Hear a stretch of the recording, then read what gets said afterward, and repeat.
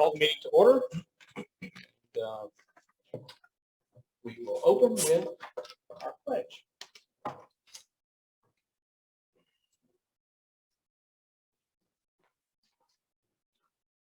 Our pledge leader tonight. Go ahead.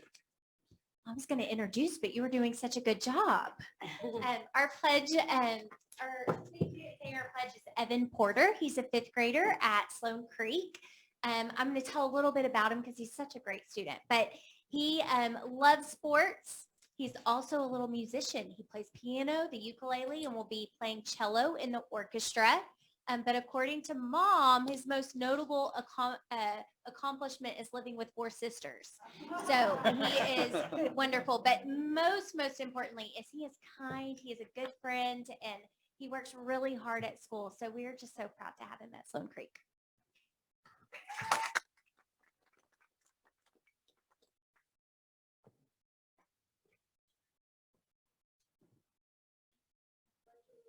To the flag of the United States of America, and to the republic for which it stands, one nation, under indivisible, with liberty and justice for all. Texas flag, I pledge allegiance to thee, Texas, one state under God, one and indivisible.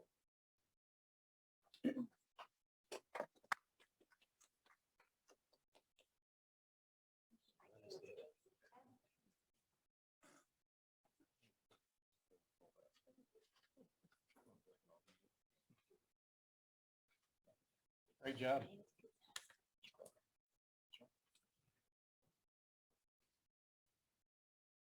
All right, next item tonight is roll call. Let the record reflect that all our board members are present, with exception to Mr. James, who couldn't be with us. Item 5 is recognitions, so we go into student recognitions. Good evening. My name is Chris Coder. I'm the principal at Willow Springs Middle School. We have had a couple of students who have had some outstanding participation in math counts. We also have an outstanding teacher, Mr. Jacob Hunter, who has led the way for these students. And so at this time, I'd like to welcome Mr. Jacob Hunter to introduce our fantastic students.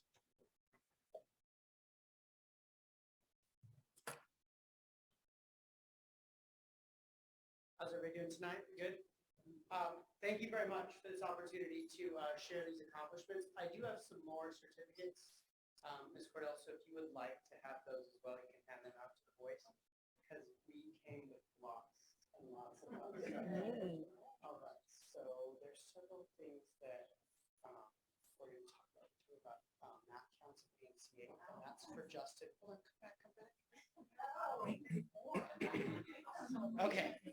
Yes, there is actually. This is a really exciting year, and I'm really excited to have had this opportunity because it's been pretty awesome. So tonight we're going to talk about mathematics because that's what these boys did, and they did an amazing job. So every year in Willow Springs, we sign our students up for 2 mathematics competitions, and mathematics competitions they're pretty simple. You just take tests. So we do the AMC 8 and we do the math counts competition. The AMC 8 can progress into the AMC 10 and then eventually the AMC 12 as well, which is really cool because we're probably going to see these boys as they get older and they're going to follow in some of the other students' footsteps, and they're probably going to be very successful at those as well.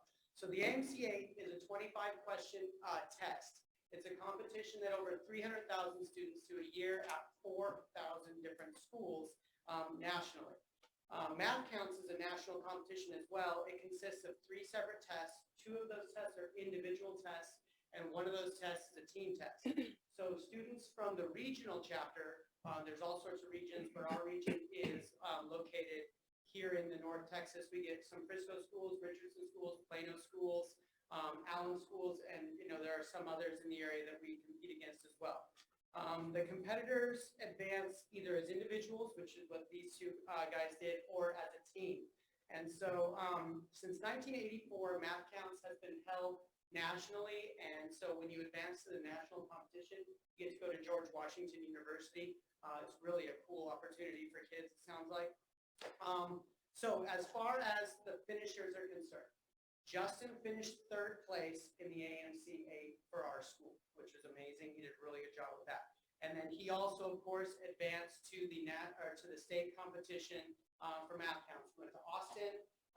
He competed along with James in those competitions that we talked about, where we talk about the two individual tests and then a team test.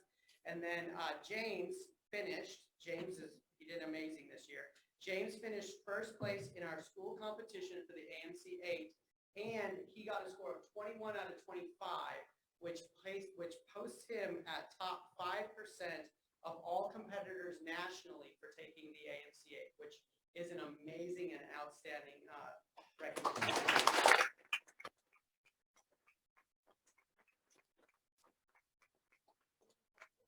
To the state competition, and while both of them finished outside the top 25% of competitors, so proud of everything that they did, and they are going to do amazing things. I look forward to everything that they're going to do in the future. So congratulations.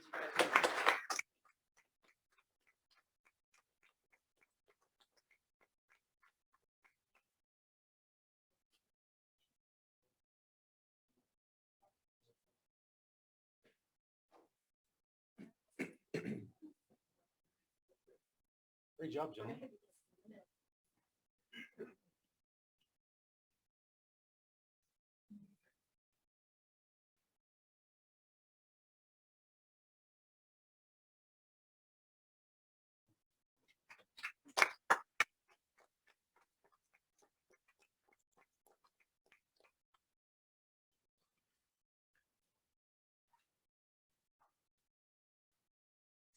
Next up is item 5B, PTO recognition for outstanding service awards. Ms. Steiner? Good evening, board. I am very excited to introduce to you Stephanie McGowan, who is our PTO Council President, and she is going to introduce all of our recipients this evening. Very much for having me. I'm Stephanie McGowan, and I have the pleasure of serving as the president of the Lovejoy Council of PTOs. And I'm here tonight along with the PTO presidents and PTO membership chairs and campus principals to recognize the recipients of the Lovejoy Outstanding Service Award. It is truly a joy to recognize this outstanding group of individuals. Earlier this spring, each of our campuses received nominations both for staff and for volunteers who have stood out among their peers as in supporting and championing students in the Lovejoy district. This outstanding work takes many forms, as you can imagine, from finding creative ways to treat our teachers and encourage them, to faithful PTO board service, to ensuring the safety and security of our students and staff, to providing purposeful and thoughtful leadership to our district, to meeting students right where they are, day in and day out, to help them succeed. So it is my pleasure to introduce the 2022 recipients of the Lovejoy Outstanding Service Awards. And I will call each of you up to the front. You get to come right up here. And if you will start, we've got a certificate for you. And then we'll move over to Phil across the front, and then we'll take a photo at the end. So we will begin with the recipients. That's right. Go to Kim. We'll begin with the recipients from the Council of PTOs. And our first recipient is Katie Cordell, Superintendent of Schools.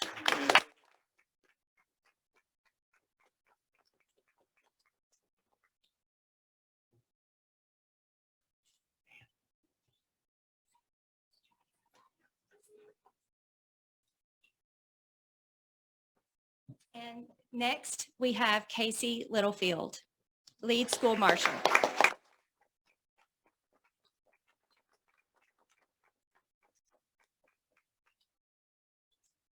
From Lovejoy Preschool PTO, Diana Abbott.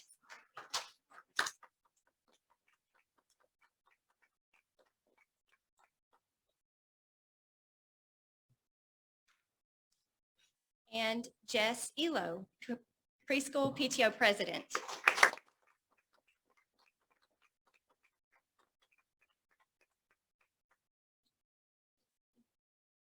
From Hart Elementary PTO, we have Haley Hangartner.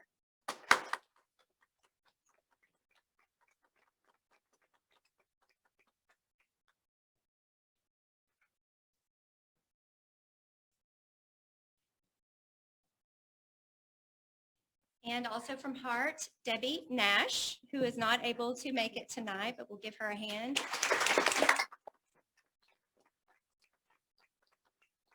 And from Pester PTO, Starr James.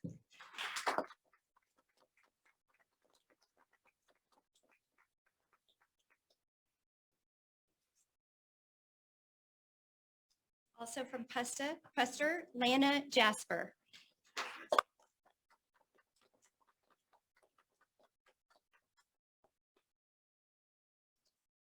From Sloan Creek PTO, Courtney Beal.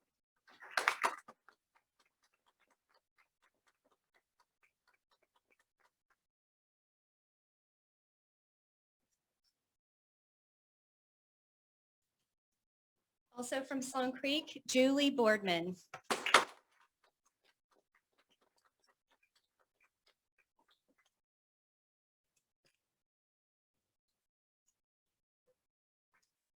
From Willow Springs PTO, Christy Forte.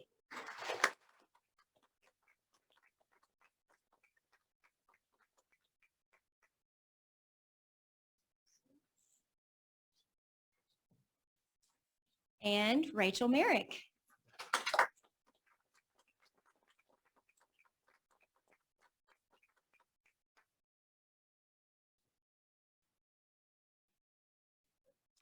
And from Lovejoy High School PTSO, Carrie Aguilar.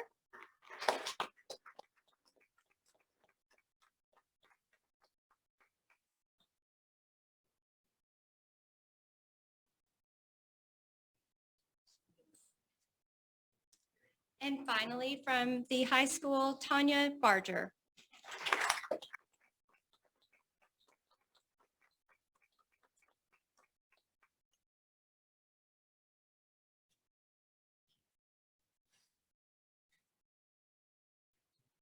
Please join me in giving this outstanding group a hand.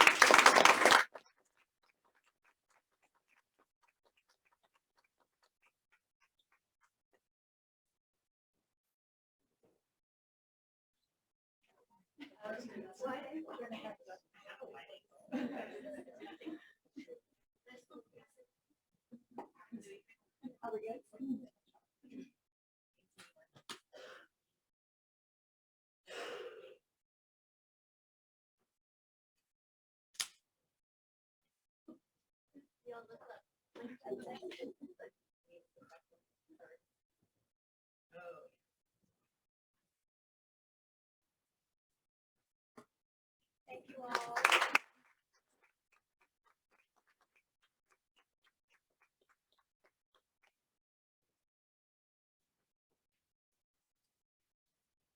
Thank you all for your amazing service. It's a great night to recognize those who serve our district selflessly and with all the things that we have to do, all the time that's given and invested. With the spirit of that, it's an honor tonight to recognize a true servant to our district. Chad Collins, this being his final board meeting tonight. Congratulations on an amazing career. Serving our district for 12 years on the Board of Trustees. He has some really important people tonight with him that I'd like to recognize. His mom, Miss Linda Collins. His sister, Miss Karen Moore. His father-in-law and mother-in-law, Steve and Chris Beagle. Of course, his amazing wife, Miss Kelly Collins. First of all, thanks to his family for the time that you allowed him to spend serving the children of this district. It's quite a commitment, and if you have not done it and you think about the time that you spend away, the sacrifices you make away from your family, and the things you miss from time to time, it's a huge commitment. For 12 years of that, it's kind of unquantifiable in my mind, given the short time I've been on the board. And there's not enough words to say thank you for what you've allowed him to do to serve our children. Our children have benefited from your selflessness, and we're grateful for that. Chad has seen, as I said, an amazing career, 12 years. He has been on the stage as a board member for every graduating class that's come through Lovejoy. He has 3 amazing children. Carson, who is a sophomore at Tulsa and plays football there. Chief, who is a freshman at Texas Tech, who also plays football there. And Caroline, who is a Lovejoy High School sophomore and currently attending. Chad served as board president from 2016 to 2021. He is alumnus of the Lovejoy Elementary School. So he's one of the original attendees of our elementary school. Former vice president of the Foundation for Lovejoy Schools. He is Texas PTA honorary lifetime member. He is past president of the former Hart Elementary Dads Club. He's volunteered for decades as a coach in our community. 7-on-7 football, and probably many other things I don't know about. For sure, I know about those. He has spent a significant amount of time lobbying with the Texas legislature on behalf of our school district and for public education. It's been a privilege to serve with Chad. I've been on the district for a short period of time. Of course, you know people socially, and you really get to know people when you work with them. And I can say I've been impressed in every facet of my professional relationship with Chad.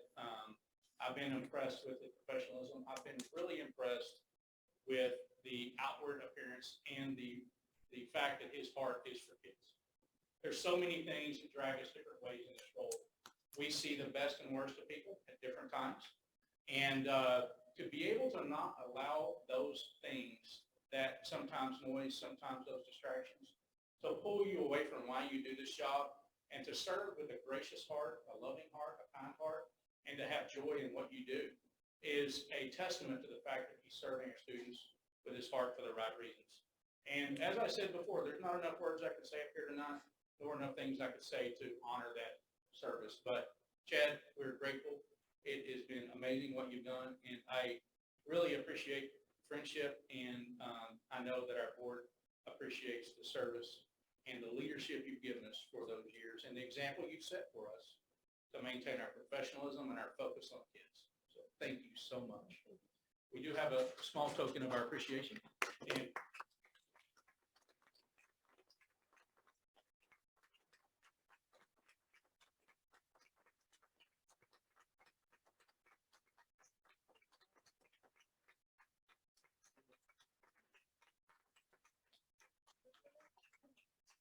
come on around, Chad.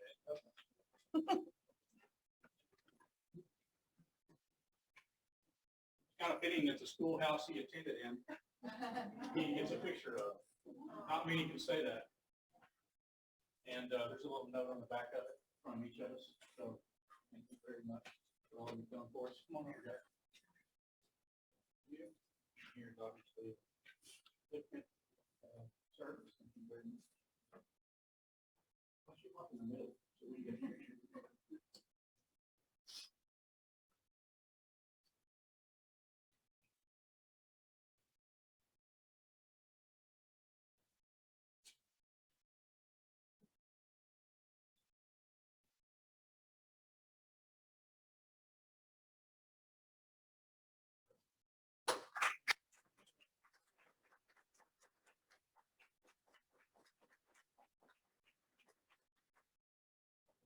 I want to say a couple of words. So, first of all, my family, thank you.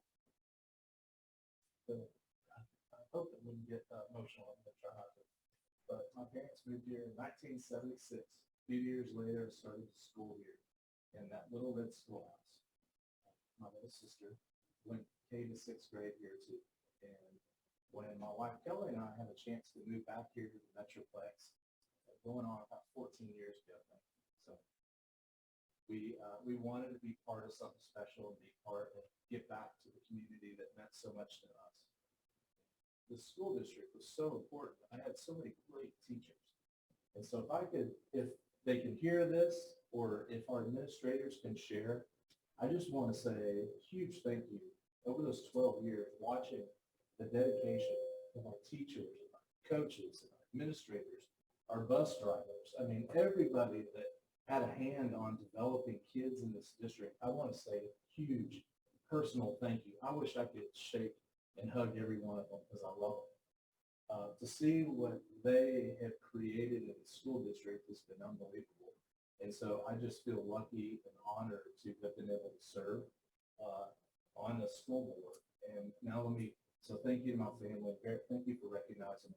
It's not easy being the spouse of a school board member or a kid of a school board member when, it's not always pretty, right? And so appreciate you, Kelly. You've been unbelievable. So second thing I want to say is I'm so thankful for, again, our teachers and administrators, but our board members through the years have been just unbelievable. The commitment level and the quality of the competence and no agendas, and it's always been about kids. And then to be surrounded by every one of you here has been, some of you I've got to serve with longer than others. These two I served as an officer with for many years, and I can't be more thankful for your dedication to kids. Barrett, and your leadership now, and then Katie, what you're doing in the district. I'm so excited about watching and cheering on this district. I'll always be a phone call away, and I will be the biggest champion of this Lovejoy School District forever and ever. And maybe even my kids will want to come back here and be able to serve at some point as well. So thank you also to our community in trusting in our school board and having individuals that truly do care about trying to make the best decisions that they possibly can. It's not an easy job whatsoever, but our community has been unbelievable. The dedication that they serve, just hearing earlier about all the servant hearts and recognizing that it's fun to be part of a district that cares as much and as deeply as we all do. And that gives me great hope to watch this district continue to flourish and do unbelievable things on behalf of kids. So thank you all. Thank you for my family being here. I greatly appreciate it. And to Lovejoy, thank you.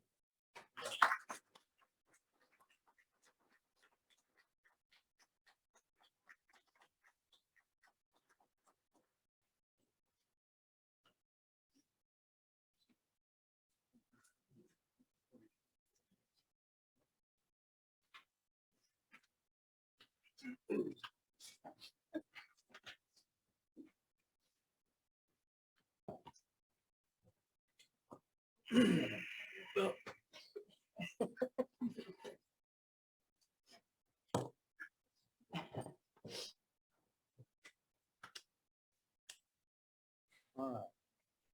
You know my favorite to leave. You don't want to stick around for this one. All right, item 6, public comments related to agenda items. We have one public comment related to agenda items. Amy Russell. Before we get going, let me read just a little bit. Each individual gets one opportunity per meeting to share their comments with the Board of Trustees. If a speaker is not present when their name's called, they won't have the opportunity and they'll miss that. Comments made by speakers are not the opinion of the district, and they're solely of the speaker, not of the Board of Trustees either. Each speaker will be provided up to 3 minutes to address the Board of Trustees. Disruptive behavior will not be tolerated in the meeting. If after the provision of a single warning, the disruptive behavior continues, the disruptive individual may be escorted out of the meeting by the district officials and or law enforcement. It's a criminal offense to disrupt a meeting with the intent to disrupt a lawful meeting, to substantially obstruct or interfere with the ordinary conduct of a meeting by physical action or verbal utterance. Failure to yield the podium at the conclusion of the time allotted to a speaker at public comment constitutes a disruption and will be addressed accordingly. Comments made to the Board of Trustees by meeting attendees and or speakers outside of the designated public comment periods during a meeting constitute a disruption. Specific factual information or recitation of existing policies may be furnished to a speaker. We will not, however, engage in a discussion with you about your topics. Here to listen. The board may also refer a speaker to a staff member if needed. Thanks.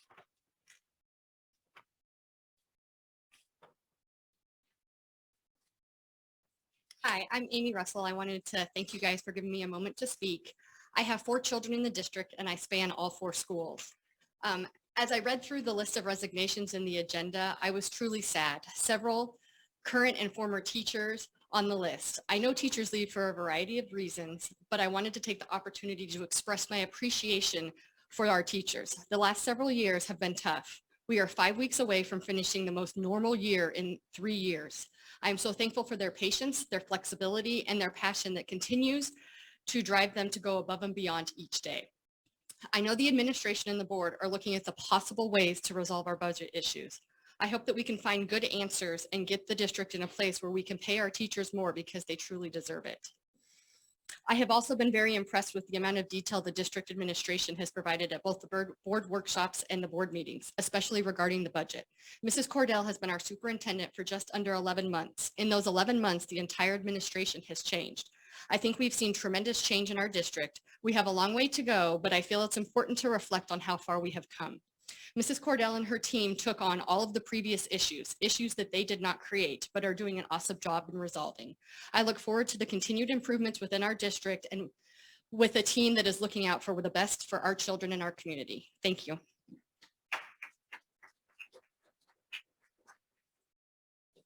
All right, that closes public comments. Next item is item 7, is our invocation. Mr. Butler. Let's pray. Dear God, we are grateful for all the parents, students, teachers, administrators, and volunteers in our Lovejoy community. Thank you for all the student success and devoted volunteers we recognize tonight. Continue to uplift and hold those facing tough decisions and challenges in life and grant them peace and comfort. I'm asking on behalf of the board and administration for wisdom to make good choices and decisions, guide our thinking and sharpen our minds. Tonight, I also want to really thank you for the service of Chad Collins.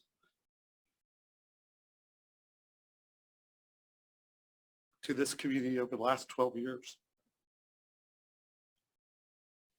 His wisdom and discernment concerning this district has been a demonstration of his love for this community.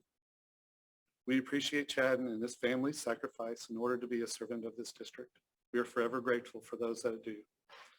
We are forever grateful for Chad's services. We are also grateful for your presence over this meeting tonight. Amen. Amen. Thank you, Marvin. All right, item 8, notifications.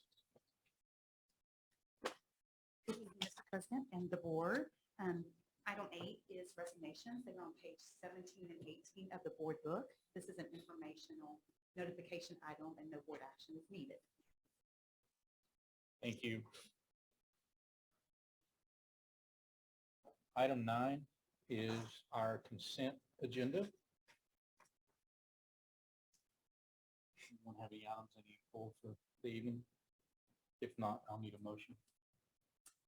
So moved. So moved, Chad Collins. Second. Here's Marvin. Second, Marvin Bobo. All in favor? Aye. Opposed? Thank you. All right, our annual announcement of continuing education.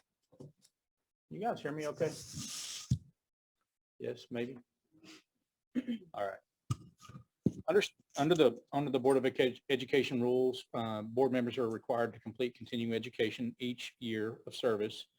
And there's a basic obligation and expectation of any sitting board member. As board president, I'm required to announce the name of each member who has completed the required continuing education, has exceeded the required continuing education, and is deficient in meeting the required continuing education.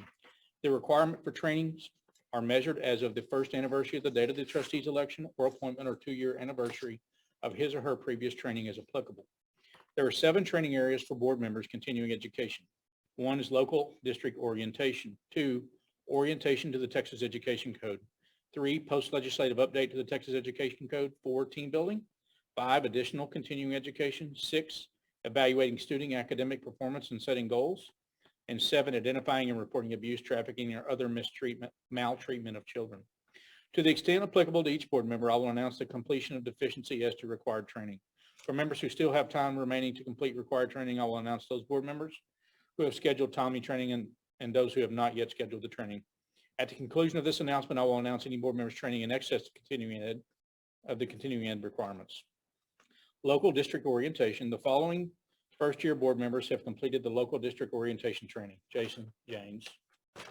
Orientation to the Texas Education Code. The following first-year board members have completed orientation to the Texas Education Code. Jason James. Post-legislative updates to the Texas Education Code. Barrett Owens, Amy Smith, Ann Smith, Marvin Bobo, Chad Collins, and Jeff Wood. Team building. Barrett Owens, Amy Smith, Ann Smith, Marvin Bobo, Chad Collins, Jason James, and Jeff Wood. Additional continuing education, Barrett Owens, Amy Smith, Ann Smith, Marvin Bobo, Chad Collins, Jason James, Jeff Wood. Evaluating student academic performance and setting goals. All board members, can I say that? All board members.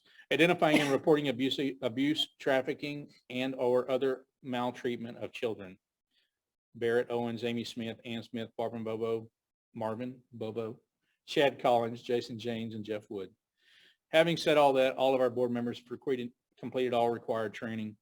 Exceeding the continuing education requirements are myself by 2 hours, Amy Smith, 8.25 hours, Ann Smith by 1 hour, Marvin Bobo, 13.75 hours, Chad Collins, 0.25 hours, Jason James, 8.25 hours, and Jeff Wood, 6.25 hours. That concludes the report. Item 11 is our budget workshop.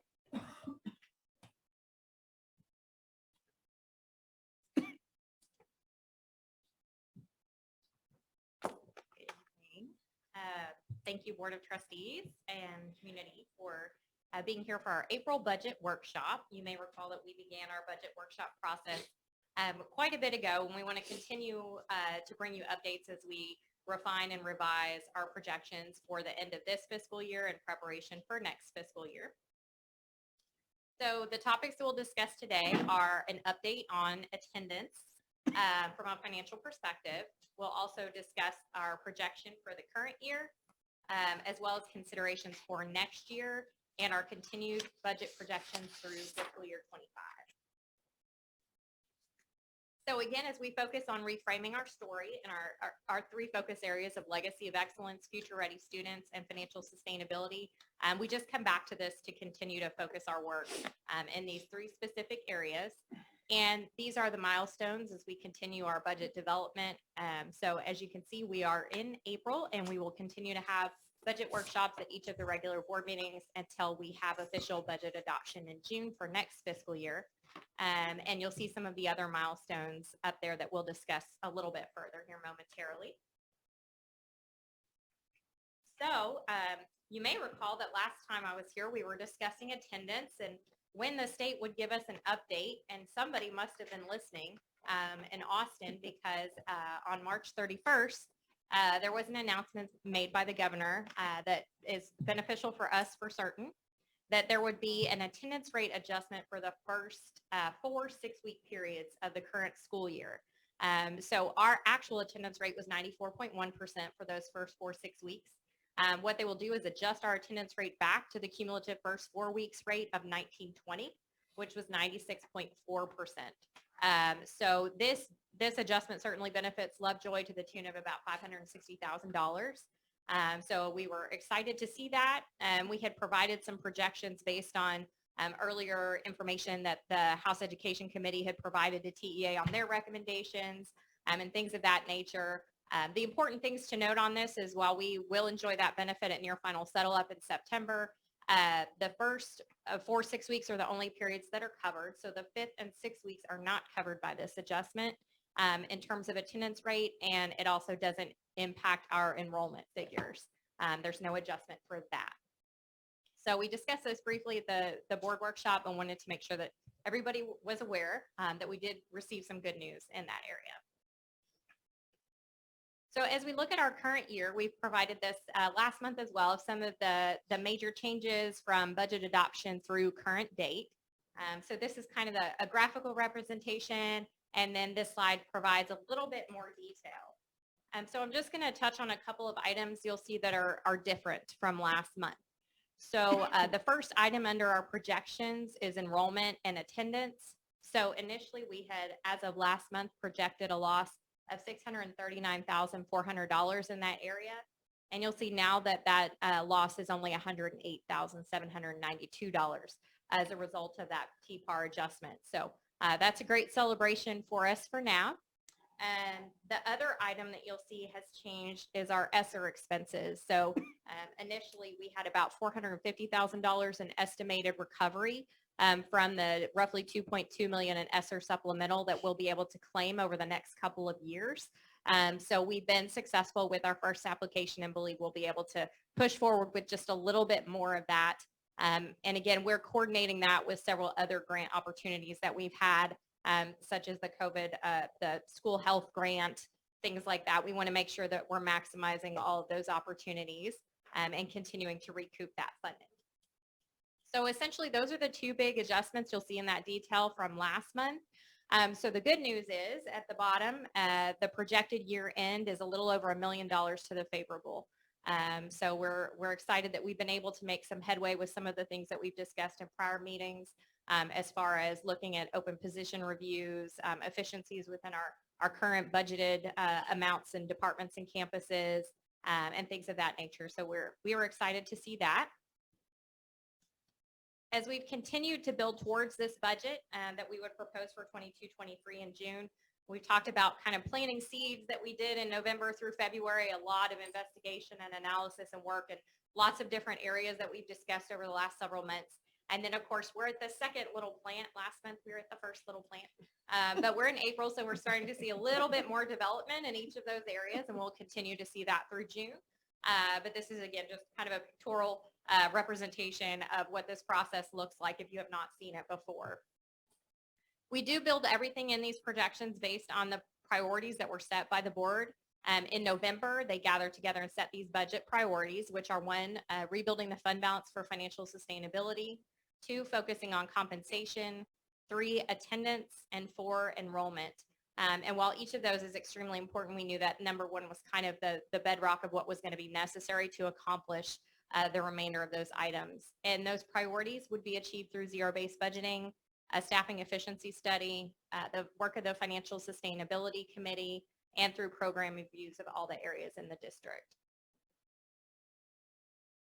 So I'm going to walk you through, this may look a little bit similar to last month, but I like to walk y'all through the assumptions that we built into the current projection that we're going to share with you and any differences you might see as we continue to refine and develop this work.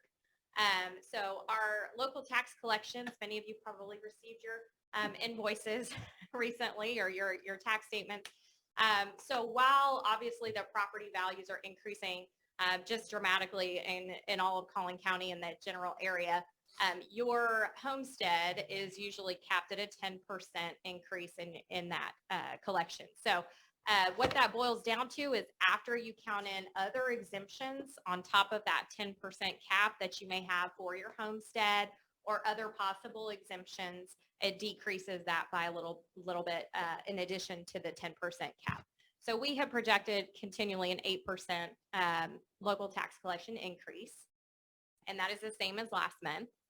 As far as our enrollment projections, the 22-23 Lovejoy Scholar Program was approved at the last board meeting. So we've revised our enrollment projections accordingly. So we are using what the demographer projected between low and moderate growth for our area. And we also looked at what we think we might retain. Currently, we are at 55% of applications received from current Lovejoy scholars to renew for next year. We know that they have until April 30th to submit those. We definitely want people to do so as soon as possible if they intend to do that. And then, of course, the new scholar applications are open a little bit longer. But in order to continue to project this as close as possible, we used a 65% retention rate, knowing that we'll get some increase from the 55%, and we'll continue to refine that as we go as well.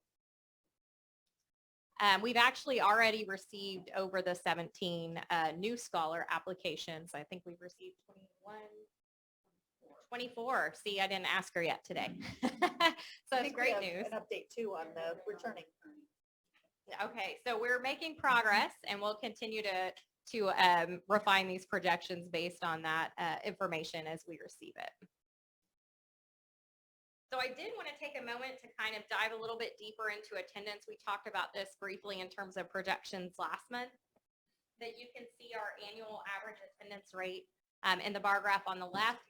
And so you can see it kind of bounces around in the 96% range until this year, where we've sat at the 94% range for the most of the year. And on the right, you'll see the graph of the amount of those absences that have been attributed to COVID. It's really only about a third of those absences. So what we've seen and what is not unusual across the state is that attendance rates have not returned, even if you remove the COVID absences to the rates that we were achieving prior to COVID. So this has caused us to kind of take a closer look at what we are projecting to make sure that we're going to be as accurate as possible. So we've looked at breaking our attendance cycles down into every 6 weeks for the last several years. And that's what you'll see broken down here in terms of the trends each of the 6 weeks for the prior several years. Going back, we had to go way back for a normal year. But you'll see all of those represented there. And so you can see quite a fluctuation, but you can also note, which 6 weeks we tend to have lower attendance rates, being the fourth and being usually the lowest in January timeframe, and then again at the 6 weeks. So we kind of have to be cognizant of those typical dips in our attendance rates. And this again is just that further breakdown. So as we looked at that, we realized, of course, we've updated our attendance rates to that TPAR adjustment for the first 4 6 weeks of this current year. And our actual attendance rate for the fifth 6 weeks, which has closed, was 94.87%. And so we projected 95% for the 6 weeks, just trying to get as close as we can and continue to refine that information. Given what we've seen as a result of COVID, we did project a 95.5% attendance rate for next fiscal year and 96% in following years, really hoping that we can make some headway next year, but realizing that we may not be able to get back up to where we were in prior years just yet. So these are some considerations that you've seen listed before, that as we've evaluated areas for efficiency or gain that we could make in any way, these are the areas that we have looked at. And so similar to last month, the staffing efficiency that we've been dedicated a lot of effort towards in terms of maximizing our efficiency without having to do a formal reduction in force or anything like that. We've tried to find every way that we can to deliver effective instruction in the most efficient manner. So we're estimating, again, that $1.4 million in savings going into next year. On the compensation side, we've worked really hard to ensure that we could provide some compensation increase regardless of the financial situation of the district and see what we could accomplish. This current year, our returning teachers received their step increase via a supplemental pay. We want to roll that in for all teachers next year so that they would receive that as part of their salary, and that the next step would represent a 1% increase on top of that for them. So that's a pretty significant change. All non-teaching staff would get a 1% increase based on this projection. A lot of those other staff, this would be 3 years since they've seen a pay increase. So we felt it was important to do what we could to build some of that into their projection. Again, the zero-based budgeting we talked about last month. We still have the savings in there of over $300,000 from the campus and department leaders who did the work to ensure that their budgets were aligned with what they were leading for and were as efficient as possible. And so this is the updated projection that shows you our current year ending, next year, and then the following several years. So to point out a couple of adjustments, you may not recall, but in fiscal year 22, ending this year, the second column that you'll see from the left, last projection that we shared with you indicated that we would end the year with 81 days of fund balance, which we were excited about because it was progress from the 74 days that we ended last year with, which caused some concerns over kind of making payroll with our cash flow and things like that. So we're happy to say that it's actually improved this month, going from 81 to 87 days. So that definitely that TPAR adjustment, the Lovejoy Scholar Program, and a little bit more in ESSER really helped us make some of that headway. So happy to see that. You may remember that the outer year, fiscal year 25, last month we were showing, although we were making progress in the near years, when we kind of follow that trend out, including a 1% pay raise and the updated enrollment projections from the demographer, we were ending fiscal year 25 with 67 days of fund balance, which would be extremely concerning. So in this updated projection, we're now looking at fiscal year 25 with 72 days of fund balance, which is better than it was before. So this is an additional projection based on what you saw before with the addition of a possible VATRE or voter approved tax rate election. So if the district were to initiate an election, if it were approved by the taxpayers, that would be a 3.17 increase on the M&O tax rate. So if you look at the current year, or excuse me, the next year, fiscal year 23, you would see the difference there of the additional revenue that we would receive. And so it's about $730,000. If we build that into the projection, that ends us with 92 days of fund balance at the end of the current fiscal year, 108 in the following year. And if we follow all that out to fiscal year 25, it still ends us at 96 days of fund balance, which is well within our target of the 90 days at a minimum.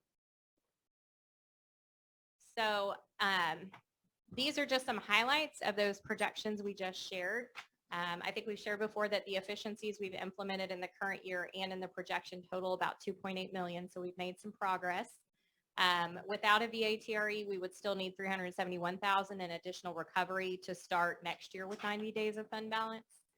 If our target was to maintain that through 90 days of fund balance through 2025, we would need an additional $2.2 million in recovery. And to reach 120 days through 2025 would be $5.8 million in additional recovery. This does assume that there are no increases to any other budgetary items except for a 1% increase in payroll each year. And it just as a note, a 1% decrease in any projected attendance rate for any given year would be a $285,000 decrease. So some of the things that we're keeping an eye out on is just our property values, and if enrollment continues to decrease, it could possibly increase our recapture. So we have built that into that projection and continue to monitor that as well. So continuing budget considerations, again, we kind of took a fresh look at attendance.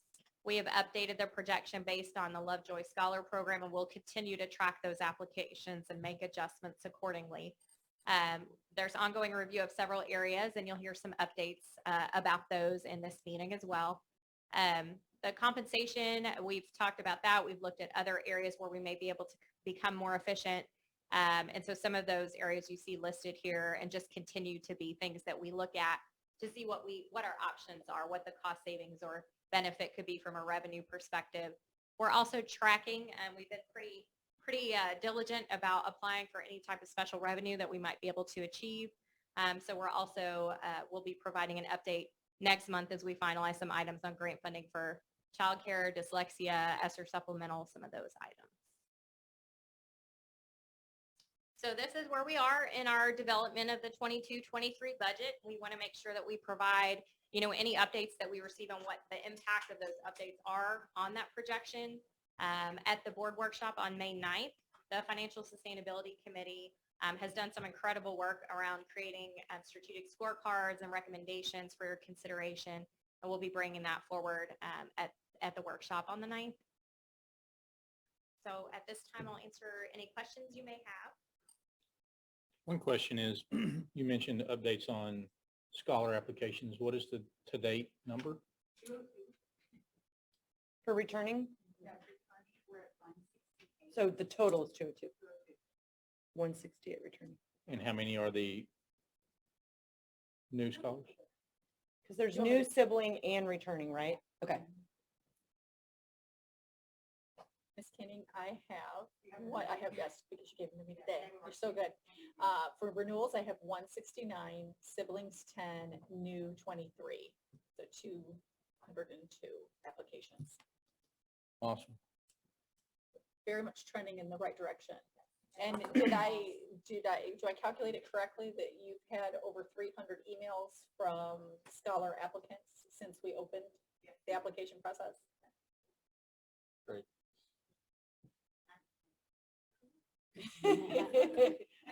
Well, not since today, but. Give her till tomorrow. Lots of interest. Can you explain a little more about the property values increasing, enrollment decreasing, which then would increase recapture? Yes, so recapture is based on our tier one basic allotment that the district should receive per student. So that basic allotment is comprised of either local collections or state aid, and it's netted out to be equal. So anything in excess of that basic allotment is under consideration for recapture.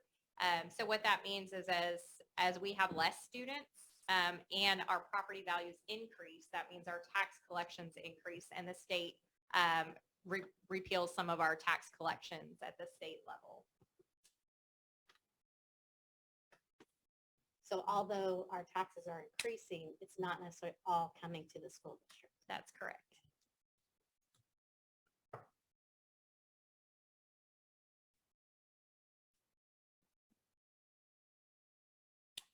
Any other questions for Dr. Duplessis? Thank you for the update. Next up is the Lovejoy Child Development Center update.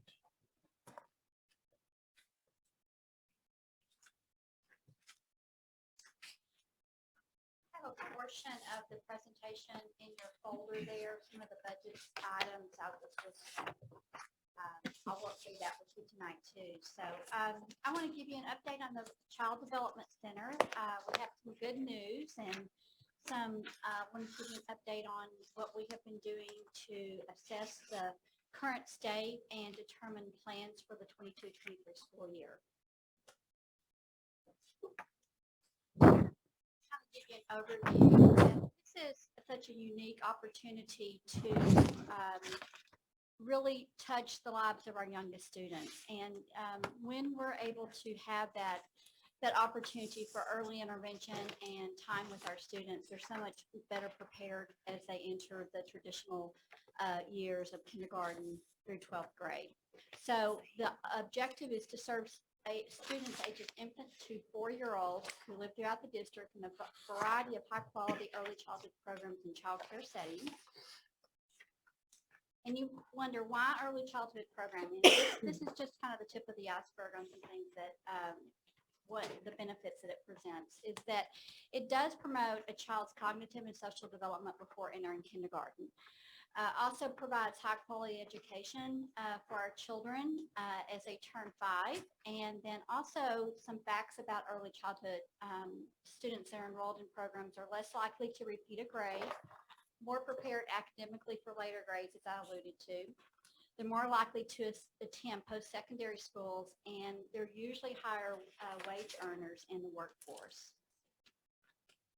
So just what we are doing right now in Lovejoy, we're serving approximately 90 students, infant through age 4, through a full-day child care program. And we're serving an additional 91 school-age children for our after-school child care program. So those students are bused from Hart, from Puster, and from Sloan Creek over here to the Lovejoy Child Development Center each afternoon.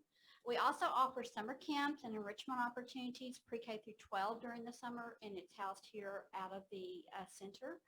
And currently we employ 24 full-time and part-time staff members. And I think what's so exciting is that the facility that we have, it really does afford us an opportunity for growth and a lot of opportunities for our students. That is not something that most districts have. They're limited in what they can offer because of the lack of facilities. So I think that's a true benefit that we do have here in Lovejoy.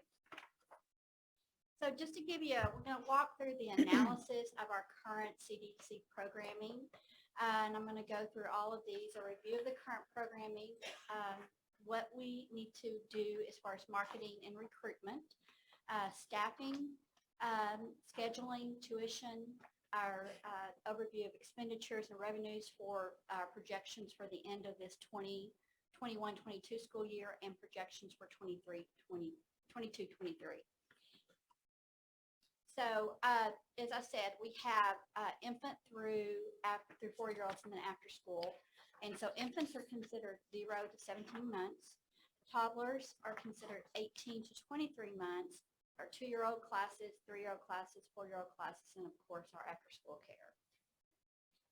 One of the areas that we are wanting to ensure that we're putting in place, we've had a good pre-K-4 opportunity for our students, but we also want to look at what we can afford to offer through a high-quality pre-K programming that's outlined with components that are outlined by the state of Texas, the Texas Education Agency. So these are just some areas here that we would want to ensure components that we have in place by offering a high-quality pre-K program. It would be a full-day pre-K program that serves students that are eligible and also students who receive special education services. And when we say 4-year-olds who are eligible, the criteria that we're looking at would be students that are second language, might be eco-disadvantaged, homeless, foster, are children of active members of the armed forces, maybe children of those parents who may have served and may have been injured while serving in the armed forces. And recently, the state of Texas did put in place, they are also students who are children of what they are considered recipients of the Starr of Texas, which are peace officers, firefighters, and emergency first responders who may have been injured or deceased in the line of duty. So those are the eligibility, and they would have to only meet one of those areas to qualify for the program at no charge. What we would also offer is a full-day pre-kindergarten tuition-based program for our 4-year-olds, which is what we've been doing up to this point. So we would be able to serve some of our students who maybe have not been able to pay for the tuition but do qualify and they're eligible by meeting those criteria, and also continue to serve our tuition-based students. Staffed with high-quality certified teachers. We do have certified teachers, and we have wonderful teachers here in our center. One of the requirements with high-quality pre-kindergarten is that they are early childhood certified, and then an additional certification with that. So what many school districts do is that they will hire teachers with an early childhood certification. They're also special education certified, and many of them are also certified to teach second language, so that the students are served in that classroom, and that also helps you with staffing. So you're not having to hire additional staff to serve the students. So that has been a great approach that many districts have taken. We also would implement a curriculum, which we already are doing, that aligns with the Texas Pre-K guidelines, and then ensure that we're following the student progress monitoring systems. And those systems, that instrument is something that we would select off the commissioner's list of approved instruments, like we do for our kindergarten and our elementary grades as well too. Also, we have to ensure that we're providing opportunities for family engagement and supporting our families. And then there's an annual program evaluation component. So this really just lays out, it's not saying that we're not addressing some of these components, but some of those components we would want to beef up somewhat. I wanted to just clarify something. So we currently do not do high quality pre-kindergarten. We do our own curriculum. The state calls it high quality pre-K program. So no, we are not offering that. Okay. We are offering pre-K Right. forward. Yes. Right. We may think it's high quality, but it's not the state version It's not of the state this. version, correct. Okay. Mhm. So then my second question, when you are doing high quality pre-kindergarten, which is following some of these state where everyone's kind of doing the same thing, it's still completely tuition unless you qualify, correct? Unless you There's no qualify, ADA, correct. there's no, if you do the high quality, there's none No, of there the is state funding. ADA for those students who who are eligible for no charge. So we do receive So you- 0.5. We have received half-day ADA on these students, Okay. but not for the tuition base. So right now, we're not receiving any ADA on any of Okay. the students. And then, sorry, one more question. So then the kids that are coming that say they qualify, is that within Lovejoy's boundaries, or is that Yes. anyone that, It would be okay. within our Okay. school district boundaries. This is correct. very new, so I just wanted Yeah. to make sure I understood. And there was a big push several years ago with, it was a national push about investing in the early years of our students. So this is not singled out to Texas, it's across our nation. So one of the requirements that we are charged to do is to ensure that we're making our families aware of the availability of early childhood programming here in our community and those students who are eligible. So it's very similar to what we do with Child Find. For what our students are that we suspect a disability, we would need to be doing the same piece with that. And this is an area that we will be more intentional about, that we keep this. And it's not just a certain time of the year that we're recruiting all year long for these students. So if a student comes in, enrolls, or comes to our district, moves here in November, and they meet eligibility, they would start the program. And these would be children that turn 4 by September 1st. So Lori, can you explain Child Find? Child Find is what we are charged to ensure that we are advertising, that if any family member or anyone who may know a child that they may suspect a disability or need early intervention, then Child Find is that we are ensuring that we're offering that to our families. And those would be students that would not be, many times you'll have that occurring before a child turns 3. So many times we may be assessing a student before they turn 3, so that when they do turn 3 and they do meet the eligibility, they're able to start. But that is under our special education area. Thanks. And many times you'll find that through pediatricians will refer families to Child Find. It's not just isolated to school districts. It's pretty much what we're looking for in the early interventions with our young kiddos.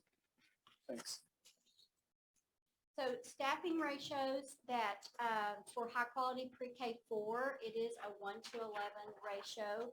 That would be no more than 22 students in a classroom. So that would be a teacher and an assistant. Pre-K 3, the same ratios, 1:20, 1:11, or 2:22. Currently, our 2-year-olds, we have 1:11 as well. And then our 18 to 23 months, 1:9, and infants 1:4. Now, anything from pre-K down to infants, that is through our licensings with our child care licensings that we're charged to. So what we're recommending is to, a little differently than what we've done in the past, is that our after-school child care classes have been staffed by either a full-time or a part-time person. So rather than hiring full-time employees or part-time employees, we feel like that if we can hire either college students or students after school or adults that are interested, that they would just work a 3.5-hour day in the afternoon just to support the after-school care of our students, rather than hiring either a part-time or a full-time, because then that adds additional costs on with benefits and insurance by hiring full-time and part-time. So we do think we can have some cost savings there. The scheduling adjustments we're proposing is that currently our pre-K 4 classes are 7 to 6. And so that would basically, they would become basically like a kindergarten, first grade classroom. So they would have the same hours that you would have for those elementary classes. And so they would be from 8 to 3. And then we would, for those classes, so that if parents were interested, let's say they wanted to bring them at 7 and pick them up at 6, then we would have some wraparound services where if they wanted to pay an additional fee, just like our after-school kids do at our elementary, our school-age kiddos do. And then we would also be looking at some adjustments, as I alluded to, about staff schedules to improve efficiencies and assist with recruitment and retention. You know, we wonder that maybe would we be able to hire someone to work for about 17 hours a week versus, you know, where if they just had like a 3 to 6 time period. We do have some employees. I know we had some of our child nutrition staff members that after they finished their shift with that, they did assist us with some of our buses. They served as aides on our buses. So we might even have some interim staff members who may be interested. So this is where I want to just talk through how the tuition rates, excuse me, will look different and I want to walk through this of what our current state is, and then what our projections would be for 22, 23, and 23, 24. So currently for pre-K 4, our employees are paying $7,600 for, that's an annual fee for 10 months. And community tuition is $11,500. And you're probably wondering, well, there we're going down in our the cost here, but that amount is driven by the state. We cannot charge more than that amount for our tuition in our pre-K 4 classrooms. So when I said earlier that our students who meet eligibility, we do receive ADA on them. So some of that offsets that piece, and that is based on that how the state comes up with that amount, because if you look at some of our neighboring districts or similar districts, the numbers vary quite a bit. I think Highland Park is a little over 8,000 that they can charge up to, and we can only charge up to 5,800. But that's based on the rates are determined by the TEA School Finance Division using calculations of the Tier 1 SP allotment and the number of students in ADA with our local. I don't know if that could go up or not, but right now that's the max we can charge for tuition for our pre-K 4. Pre-K 3, we are recommending that the amount was the same for our pre-K 3 classes. We are recommending a 1.5% increase for tuition for employees would be $7,720, and then for community it would be $11,675, and then another 1.5% increase for the 23-24 school year. Some comparison rates that we did some research on, it ranged in our area, it ranged anywhere from 7,000 to 13,000. Now that is a schedule that is a 7 to 6 schedule. So, and that's really what we serve them in pre-K, but that's going to be considered more of your child care there. 2-year-olds, the rates, as you can see there, we're also proposing a 1.5 increase over the next couple of years, and 18 to 23 months, and then infants. We have not charged in the past a registration fee for tuition, so we are proposing we charge a registration fee of $100 just to cover administrative costs of processing, but that fee would be waived for employees here in Lovejoy. After school care tuition rates, currently, and this is for 5 days after school each week, and that's up until 6 o'clock each evening. Currently, our employees are paying $135, community paying $270. We are not proposing to raise the rate for our employees next year, but consider the following year of raising it to $150 a month. And then for next year, raise the community to $300. And some comparison rates. So many of the neighboring districts have YMCA or Alphabet programs at their campuses that, and the average rate there was about $308.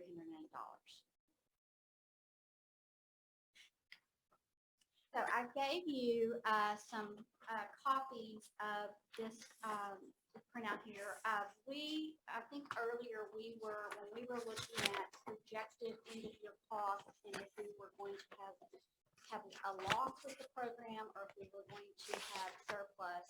The good news is we are projecting a surplus for the 21-22 school year of our child development programming. So the top part there is based on the revenue. And so what we are, year to date, we have collected $730,000 and 164. And then our remaining with 3 months, that's meaning April, May, and June, we're projecting we'll collect another $289,358. So a total coming to a little over $1 million. And what we had budgeted for that was $720,000. So that has assisted us there. And then just expenses that we are projecting, we are total expenses 790,000. And then, so we're projecting a revenue of $229,431.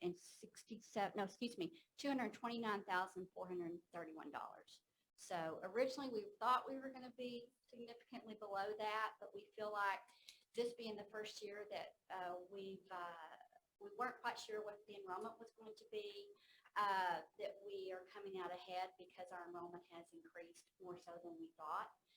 Also, some staffing decisions that were made during the year, I think, have assisted that as well too. So looking at 22, 23, I gave you a spreadsheet with everything on it. I had to break this down in 3 slides just because I couldn't put it all on this, or it would have been very small. I want to kind of just give you an overview of what our projected program expenses would be. So right now, we're projecting we're going to have about 44 tuition-based pre-K-4 students for next year. But that's not counting students that would meet eligibility by us through a recruitment process. So right now, we're projecting 3 pre-K-4 classrooms. Those would all fall under the components as outlined by the high-quality pre-K program. So with that, if you look across the very top line there, when we talk about a teacher salary, we're averaging that around 65,000. And I say lead or teacher salary, because this would be a teacher salary. Some of those are instructors. So instructor salary is going to be different from a teacher salary. So an assistant salary is 29,000 with if that student elected to do the wraparound additional, where they would pay for the before and after school childcare, that would be an addition there. So if you go all the way across, our total expenses for a classroom of 22, we're projecting $111,000. So then if you look at line 3, that's where it, see. Yes. So I've got too many numbers here with me. So line 3 would be that we are, no, never mind. It's on the next slide. Got too many numbers. So my apologies. So if you go down and you see, if you'll go all the way down, I'm sharing information about all the different classes. The one that you're going to see is most costly is our infants. And that's 4 students at $96,000. And so you're going to see that is a costly program that we currently are running. So based on tuition at the rate for our 4-year-olds at $5,800, we would make a net of 22 students of around 18,000 for those, just if we were just full tuition. On the third line here, this is if the students qualify. So we would not have any tuition revenue from those students, but based on our ADA, we would, from the state, we would accrue about $4,000 per student. So there's a loss there of $23,000, but we are meeting what the state has laid out as far as providing and offering a high quality pre-K program. If you'll go down to the pre-K3, you will see that is probably the area that we feel like we can make the most revenue as well. And then if you'll look down at infants, you'll see a loss of around $61,000 is what we would be projecting with 4 students. So what we're projecting, if we followed this model for next year, we would have a surplus of $289,000. So very similar to this year as well. So this just kind of gives you an overview of that. So when we talk about this, the loss is really in your 18 to 23 months and then your infants. That is because of, so much of that is because of the ratio. Many districts have moved away from infant care because it is costly. Some have even moved away from 18 to 23 months. That is kind of a toss-up. Is that a pathway that we could recruit and grow our 2-year-old and 3-year-old program? Is that a benefit to our employees? So I think it's just something we kind of want to weigh out and kind of monitor to see how it pans out. So what we were awarded just recently, and I'm going to give Taylor Dennison credit for this, our site director here at the Resignations Center, is that we have been awarded $1,117,248 that we have from now until May 2023 to spend. And that can be used to offset, maintain the operation of the Child Development Center. So if we can utilize this, it really won't be a cost to the district at all next year. So we're super excited about it, and so that will afford us some savings for the district during the school year. Now, it's just a one-year grant, but still. So for future planning, and this is something here that because of the cost of the infant classroom, we're recommending we phase that out the 23-24 school year. We would like the 4 infants that are in the program right now, we want them to be able to finish that, and they will not be of age to move into the 18 through 23 months until the end of next year. So we're recommending that we phase it out. As I mentioned, monitor the enrollment of the 18 to 23 months class for cost efficiencies, but also is it a recruitment tool that we may have with staff, or is it something that we can grow and increase our 2- and 3-year-old programs? We needed to design a more aggressive marketing recruitment plan to identify eligible students and also just grow the overall child development, early childhood program. Leverage our summer enrichment camps. We are offering some great opportunities, but we really see that we could offer more, and that is a great revenue generation for our district. And then, of course, implementing high quality 3K4 program. Any questions? Great job to staff and Ms. Dennison for bringing in $1.1 million. Oh, yeah. Yay. That's amazing. I do have a question. The adjustment to go to the, what's the term? 58. No, I'm sorry. What's the term? The high quality. Yes. Can you explain the benefits of why we're choosing that versus keeping the program we have? Many times those are students that, first of all, we were trying to do it if we have certain number of students. I don't really have evidence that we have done a recruitment effort, so we could have students out there that do meet eligibility. So we do need to ensure for compliance. So, and also if you look at that on the front end of that, many students could be considered at risk. And the cost of early intervention is much less expensive than paying on the back end as students are older. Great. So we're casting the net wider to service more kids who, great.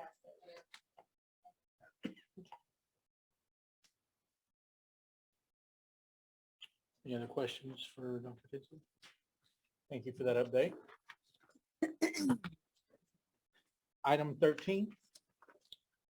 Consider and act on 2022-2023 allotment and Texas Essentials Knowledge and Skills Text Certification Form. I'm going to ask Mary Mullins to join me. She is our Director of Secondary Education and Assessment and Accountability. And what I'm bringing forward tonight is that schools and school districts and charter schools are required to certify annually to the State Board of Education and the Commissioner for each subject in the required curriculum other than physical education, that students have access to instructional materials that cover all the Texas essential knowledge and skills known as the text. Districts will be able to order the 22-23 instructional materials through our EMAT system, which is your Educational Materials Ordering System, when the certification has been received by the Texas Education. So through this certification, Lovejoy ISD certifies the following. The district's technology and instructional materials allotment is used only for expenses allowed by the Texas Education Code 31.0211. The district has instructional materials that collectively cover all elements of the text of the required curriculum identified in Texas Education Code 28.002, other than physical education, for each subject in each grade level. Upon the request, the district will provide to the State Board of Education the title and publication information for any instructional materials requisitioned or purchased by the district with the district's allotments.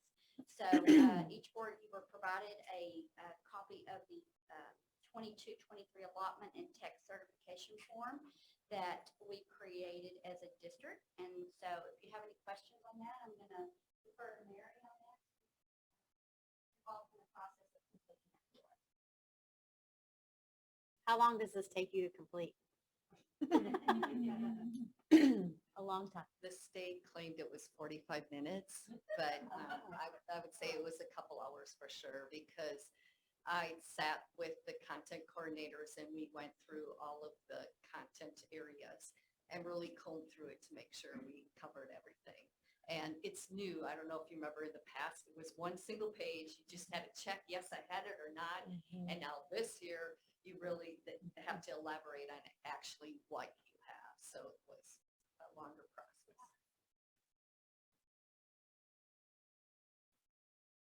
Great Thank you job. for doing Thank that. you. Yeah, great job. Thank you, Mayor. All right. Item 14, consider and act on approval of employment agreements in chapter. Hold on 13. Did you take an action? We have to make a. I move we approve the 2022-2023 allotment and Texas Essential Knowledge and Sorry. Skills Certification Form. So moved, Ann Smith. Is there a second? Second. Second, Amy Smith. All in favor? Aye. Opposed? Sorry about that. I think we all got excited about the 1.1 million. Wish I could come up and say that now. Kind of glassed Yes. over from that. Yeah. I know I was. Me too. The next item on the agenda 14 would be approval of employment agreements and chapter 21 contract renewals for the 22-23 school year is requested. A list of employees that are being recommended for employment agreements and chapter 21 contracts are provided for the board for your review. And we, once we approve the list, once the list is approved, we'll upload that to the public portion of the board book tomorrow. Questions before moving on to consideration? Administration recommends approval of the employee agreements and chapter 21 employee contracts for the listed employees. Questions? No questions? I'll need a motion. So moved. So moved, Ann Smith. Second. Second, Jeff Wood. All in favor? Aye. Opposed? Thank you. Thank you. Item 15, consider and act on the approval of the local district of innovation plan. Yes, District of Innovation Plan. If y'all remember, back in February, we had actually House Bill 42 amended the Chapter 12, the Texas Education Code. So basically it said districts are eligible for designation if certain performance requirements are met. And you had a previous plan that had lasted for 5 years, and it was expiring in March. So we brought that back before you. We first discussed it at cabinet, and then we reviewed it with you all, and then we called our district-based DOI committee. We reviewed the current DOI plan and the exemptions, and then we proposed new DOI recommended amendments. We then had to post, post the website, post on our new DOI plan on the website for 30 days. And this was what our committee recommended. They recommended 4 exemptions. The first day of instruction, which allows school to start before the 4th Monday in August, which is always a big hit. Teacher certification, and that permits the district to locally certify teachers in hard to fill areas or such as CTE courses, world languages, etc. Probationary contracts, which authorizes districts to give a second-year probationary contract for teachers that meet the 5 of 8 rule. So usually if you've already taught 5 of 8, when you enter a district, the first year you get a probationary contract. This allows a second year. And we kind of learned our lesson with COVID because we went home and didn't come back, and we were making sometimes blind contract recommendation decisions there. And the 4th one that they recommended was a campus behavior coordinator. And of course, it designates more than one administrator to serve as the campus behavior coordinator. And that's mainly at the middle school and the high school. So those assistant principals and principals can reach out and talk with parents about things that they need to discuss. they probably know the students better. So right now, we're, of course, at the April 25th, 2021. 2022, so we're going to ask that you would consider voting on this. The term of the plan would last 5 years. That does not mean that we can't update it, amend it every year. We will come back to our DOI committee and review it every year to see if there are other things that either we need to remove or that we take off, but we'll be reviewing it every year. Questions for me?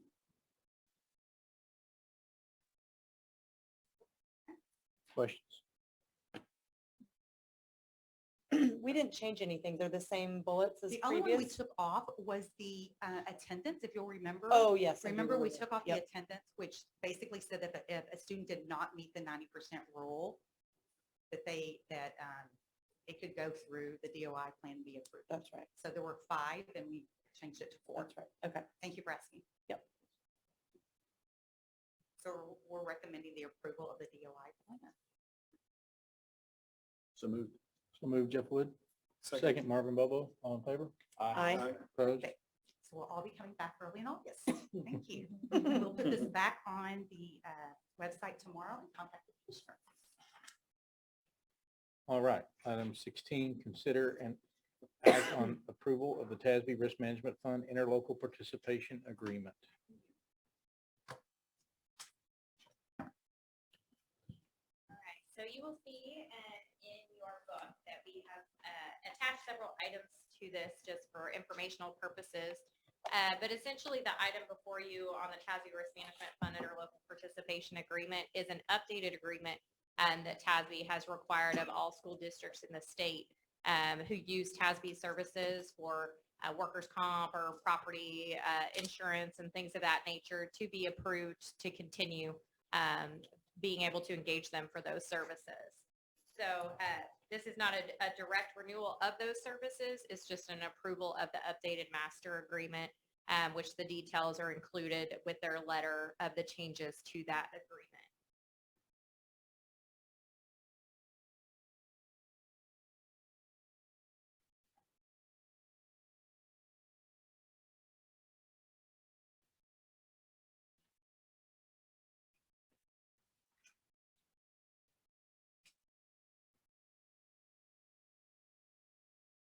Any questions about the updates to the agreement?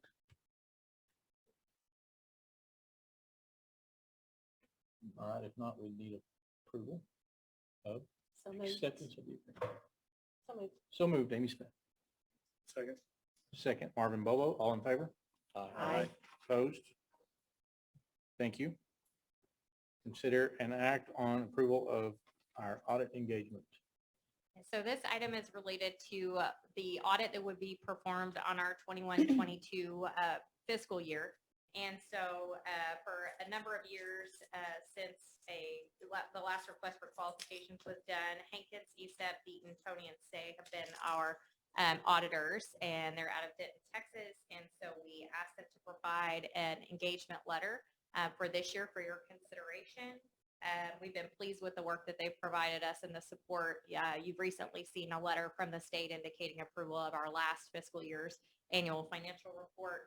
I did speak with them and asked that they reduce their fee, and they kindly did so by $1,000. So the engagement before you is for $28,500 for this year's audit.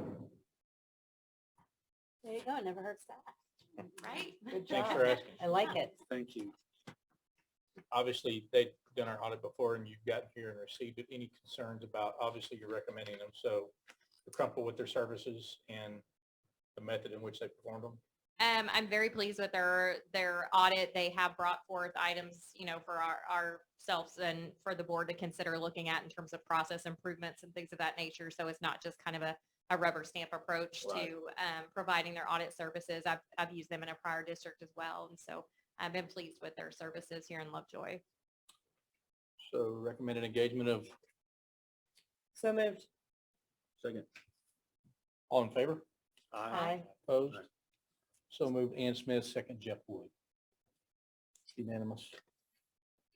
All right, consider an act on approval of the long-range energy plan. So we have a brief presentation presentation, just to summarize some of the items that we discussed at the board workshop related to the long-range energy plan that's before you this evening. So just to kind of review a few of these items, this is what we'll be covering. Energy management in schools has been quite an important topic for the last 20 or so years, primarily because after salaries, utilities are the largest expenditure for most school districts. So if we're ever to look at ways to become more efficient, if we wish to avoid looking at salary cuts or things of that nature, the utility budget is where we want to look because it's the highest controllable and non-strategic cost. At one point, the State Energy Conservation Office had estimated that about 25% of school utility expenditures were from waste or things that could be made more efficient. So it's important for us to look at this from a fiscal and stewardship perspective. In addition to that, in 2007, the state passed House Bill 3693 that required school boards to adopt a goal to reduce their electricity consumption by 5% a year annually for 6 years. They later came back in 2009 and passed Senate Bill 300 that modified that because, frankly, 30% was going to be well, however you want to look at it, was going to be a lot difficult for some districts that had already engaged in some efficiency measures. So they substituted that long-range goal with an energy plan and required all school districts since 2009 to have a long-range energy plan. In 2011, they provided some further definition on what should be included in the plan, and that's been codified in a number of ways in board policy, including CL related to recycling programs and things of that nature. But essentially, because Education Code 44902 requires it, we could not locate a prior energy plan that the district had had. So we began the work of generating that plan and looking at ways that we could put that into place. And so the plan that you have before you this evening it may look very general, but our goal is to make sure that it encompasses all of the strategic objectives that we would have around energy use in the district, as well as looking at opportunities to become more efficient. And so these 7 measures are the main components or strategies identified in that long-range plan. And they include the tracking of utility cost and usage. And I want to thank Ceci Poe. She tracks all of our utility costs and looks for any anomalies and brings me ones when she finds them, and we investigate them. The second strategy is generating awareness, looking at things like energy audits or incentive programs.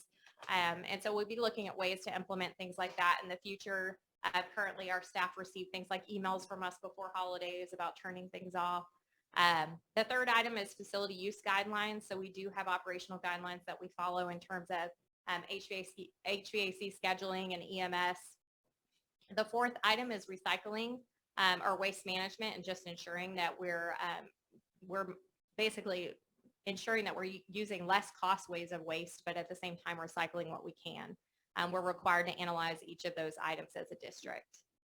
Number 5, purchase of energy and efficient equipment. So we look at our electricity costs, our water costs, our natural gas costs. We do have a few campuses where we are not on a cooperative, so we can bid those types of things out. And we also want to review any equipment that we purchase and ensure that we're purchasing energy efficient equipment.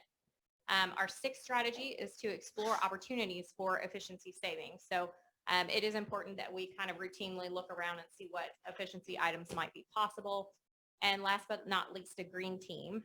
It really helps to have as many eyes and ears as you can out in the district looking at savings opportunities. One of the things I noticed many years ago is that when energy is wasted, you don't see it leaking anywhere, so nobody calls.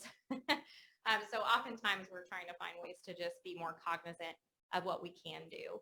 And so really we want to align with our state and local policy that we're required to do.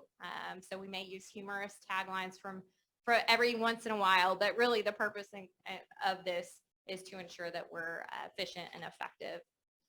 And so there's a link to the long-range energy plan provided there, as well as in the board book.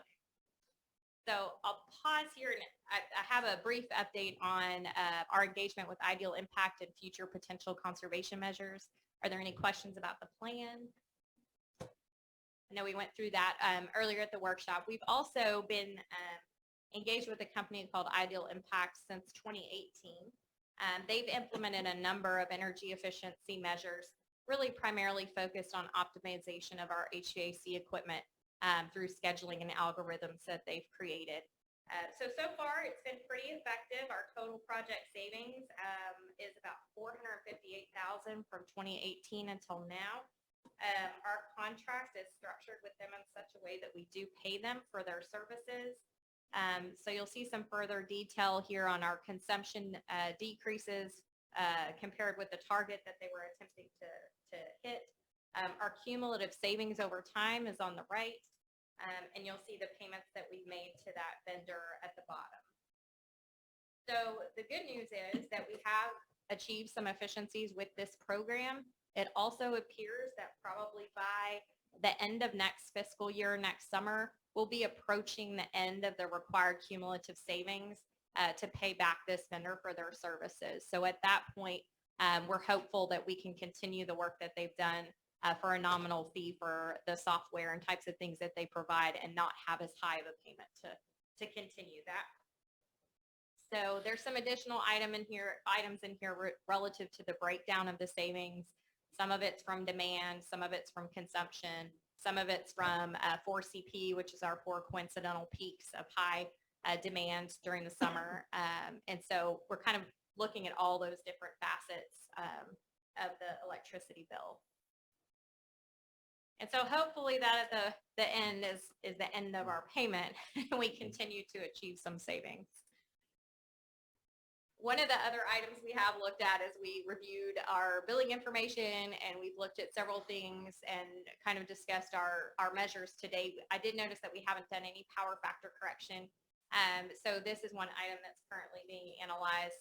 Hester and the high school are both on Encore while the other campuses are on a cooperative. Those meters that are on Encore are subject to power factor penalty fees.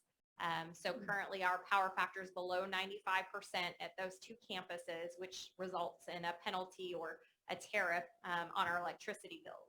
So one of the options that we could have is to look at something like installing a capacitor bank on the main gear at those 2 campuses, which would result in a higher power factor, reducing the inefficiency to the grid and reducing the fees that we receive for that on our bill. So currently we've gotten an estimate that it might cost about $50,000 and result in about $12,000 in savings. We're just going through the process of continually evaluating that. And as we continually evaluate this and other energy conservation measures, we'll bring those before the board if we believe they're worthy of consideration. So our next steps are considering approval of the long-range energy plan, our continuing assessment of the ideal impact contract, continually reviewing some of the energy conservation opportunities before us. And we also have a great group of volunteers in our district who've already expressed interest in creating a green team and collaborating with several of our campuses. So they're working to identify some staff members that can help support that. And kind of putting that together. We know it's towards the end of the school year, but they may start with a meeting this year so that they can then launch some of the things that they want to accomplish next year. So at this point, I'll answer any questions regarding the recommendation for the long-range energy plan. Is the green team community members or is it staff or? That's a good mixture? question. It's community members right now who have expressed an interest in doing so, which I just think is wonderful.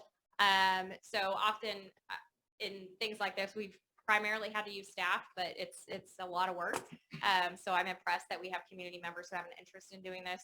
We have several that are involved with the PTO. They have a natural alliance kind of through the environmental chair portion of PTO. And so we think that by combining that work and their efforts and their engagement with our staff, we can really be most effective. I wanted to just add to that. I was at the council meeting when that kind of came up and they are so excited. I've been an environmental chair and you kind of wait for Earth Day to happen because there isn't just a ton of continuous, like you can talk about recycling, but this is like perfect. And I think it's going to help pull through the goals, the initiatives that the team has. So well done. I think it's just those, you saw them all recognized tonight. Those people are fabulous. So that's just a great spot for them. So thank you. Absolutely.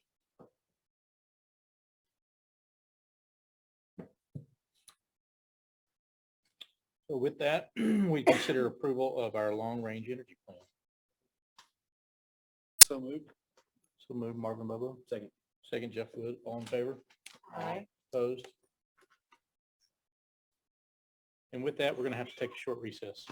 Sorry.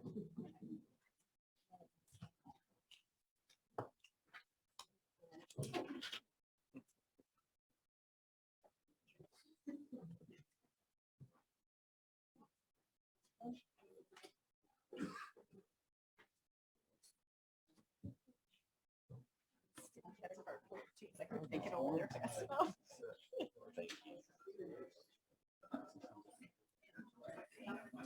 Yeah. There's probably more people here than you expect. The air doesn't start cool.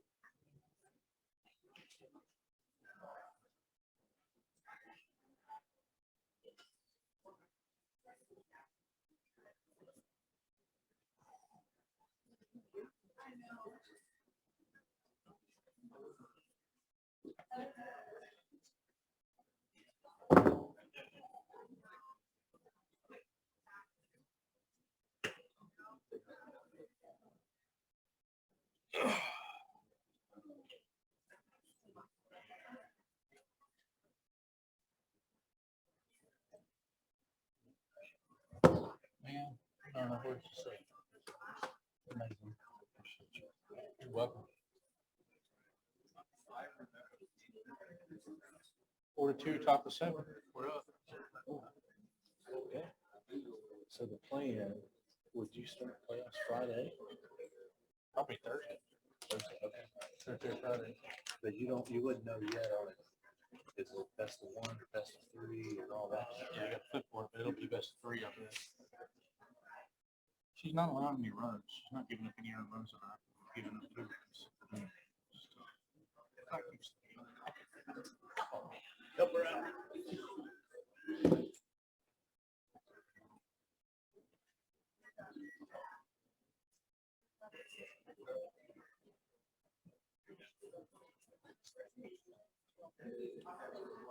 I got my thing propped up over here. Oh, do you? I can't watch Game Changer because if I log I know in, it you logs can't. them out.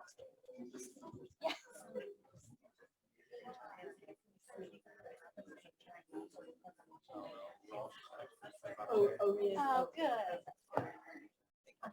So familiar want you to be there. I don't want you to miss a trip like that. Oh, no, I had already, I I'm serious. I already decided that I was gonna be here. Now, if it were playoffs, like real playoffs, I might be. But for a playing game in district, and plus tonight, we're doing the stuff we're doing, I'm going to be. I hope you know that we. Well, we hope so. We'll see.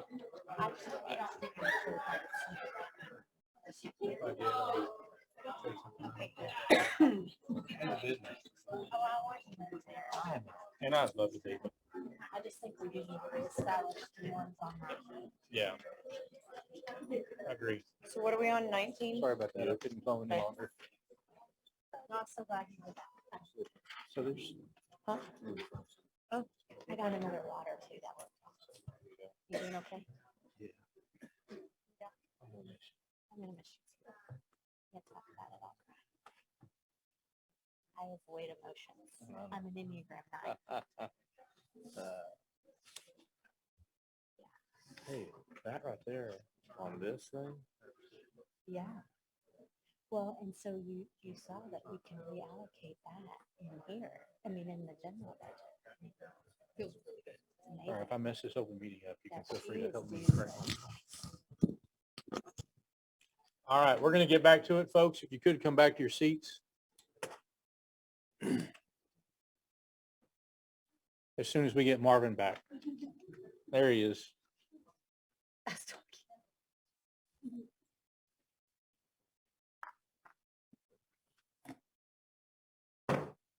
All right, we now are opening a public hearing regarding the petition to detach and annex McKinney ISD territory, Stonegate, into Lovejoy ISD. The board will hear and consider testimony from affected persons related to the educational interests of the current students residing or future students expected to reside in the affected territory and in the affected districts in the social, economic, and educational effects of the proposed boundary change. To be clear, we may ask questions. We will not respond or answer yours. We're here to listen tonight. Okay? So with that, do we have any speakers tonight? Mr. President, we do have speakers this evening.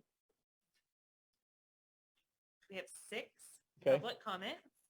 The first one being Stan Herman. And Mr. Herman has provided you with a document within your folders. Okay. Okay. And that Board- is, Sorry, go ahead. to clear, that's this document? Yes. Okay. Yeah. Thank you. And we'll jump right to page 2 there. Okay, board, thank you for having us here tonight. I represent the Stonegate HOA. I'm the president of the HOA, Stan Herman. As you recall, I don't know if any of you might have been on the board back in 2014. We had an initial attempt at this. I believe it was voted down by here and then also McKinney or something. But I think things are different now. So we, as a community, decided to come back and try this again. I'll show you maps later, and there's some other reasons for why we continue to reach out to the board. As I've seen tonight, you know, the student health and the well-being of our kids and our community is the #1 priority. And I noticed tonight it's also yours, and your last chart of everything tonight had that as well. So kids are #1. Our issues are obviously commute time is much greater. Lack of nearby school friends, that's always something. Social, physical, and emotional impacts, those are fairly defined in the petition. If you get a chance to read the petition, there's a lot of analytical data and supporting data from psychology. So on to the topics that I saw tonight are relative to this, of the LSID budgets. We think that bringing in the annexation would augment your budget by about 500,000 or so, give or take the math.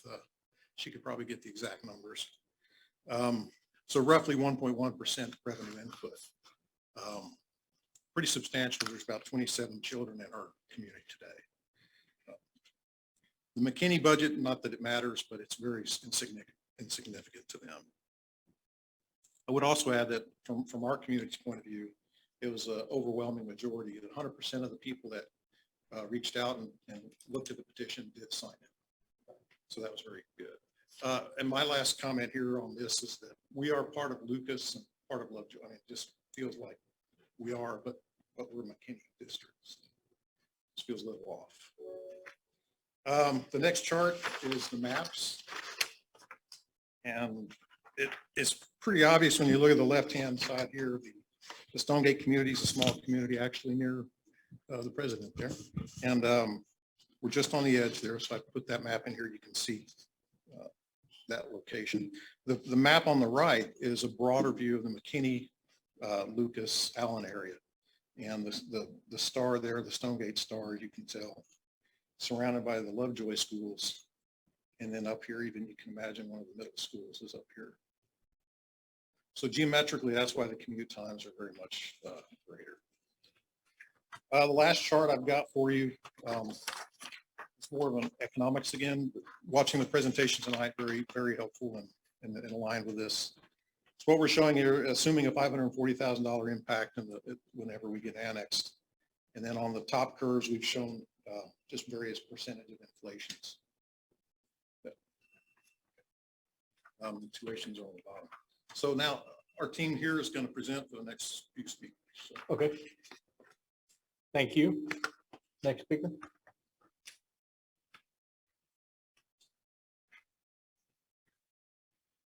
Tiffany Glover. Thank you for hearing our petition tonight.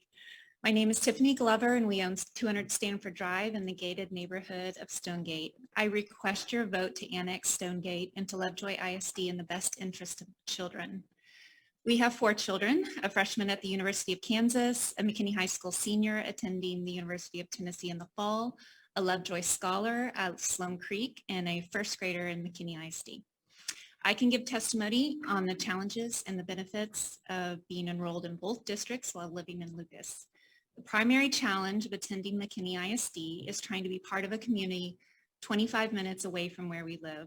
Our sense of belonging is to the city of Lucas and its school district, Lovejoy.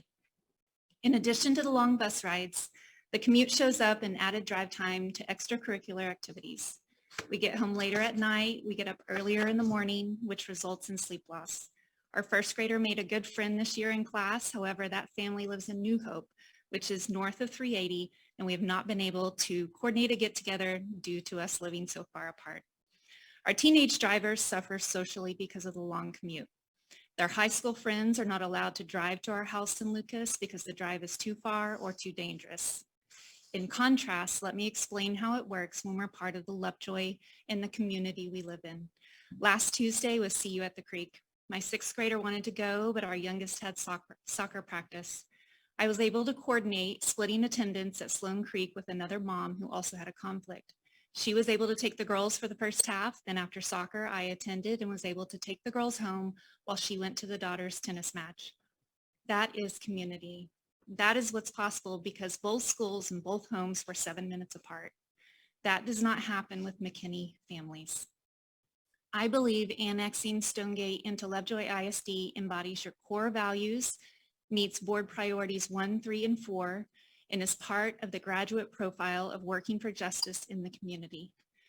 You are listening to our thoughts, feelings, and perspectives tonight as community members. We have a chance to do better tomorrow for the kids of Stonegate. And of course, kids come first. Please help us advocate for the children of Stonegate. Annexation into Lovejoy ISD provides each student a better quality of life, sense of belonging, and overall educational experience. Now, I hope we can put pen to paper and align the numbers with what we know is right for these kids. Thanks. Thank you, Ms. Glover. Next speaker. Stephen Starr. Say your last name again. Stephen Starr. S-T-A-R. 2 R's.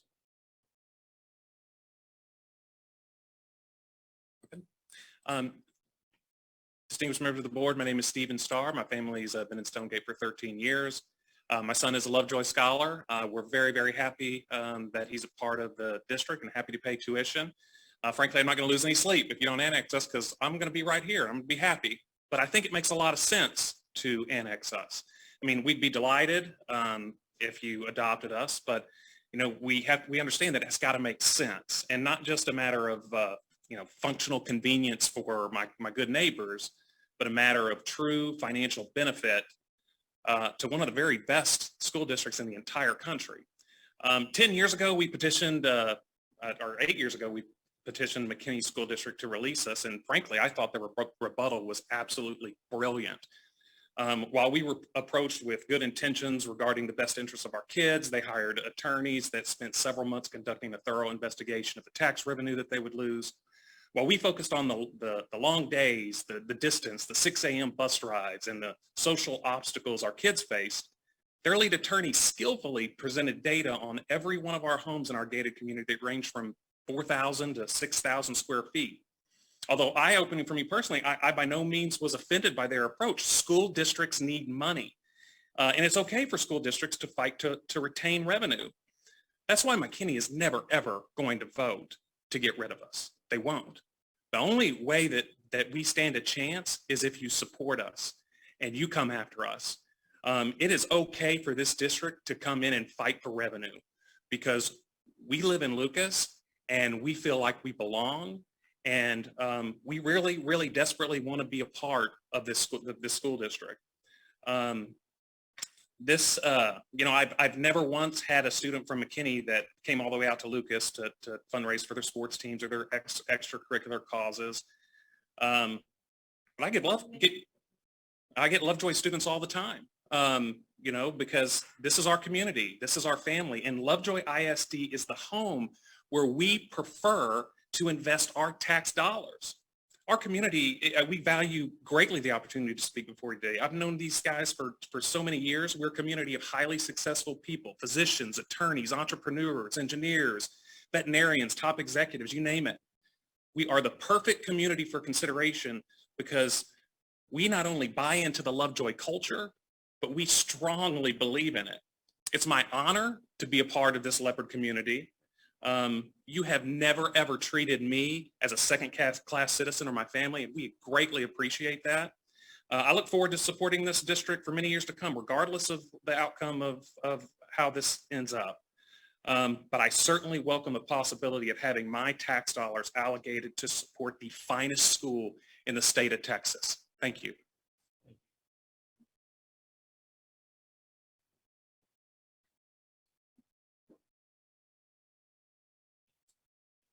That was good timing.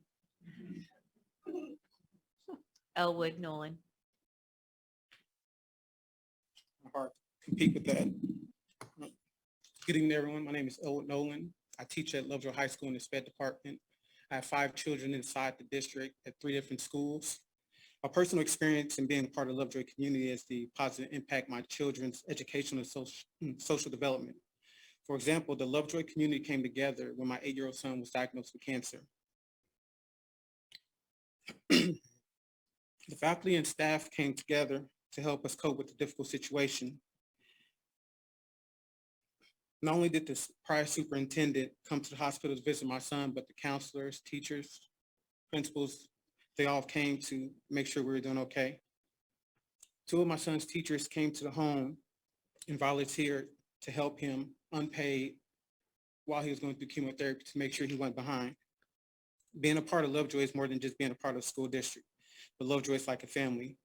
I've never seen a community of strangers come together to support a family that they don't even know. We live in Lucas. We pay Lucas city tax.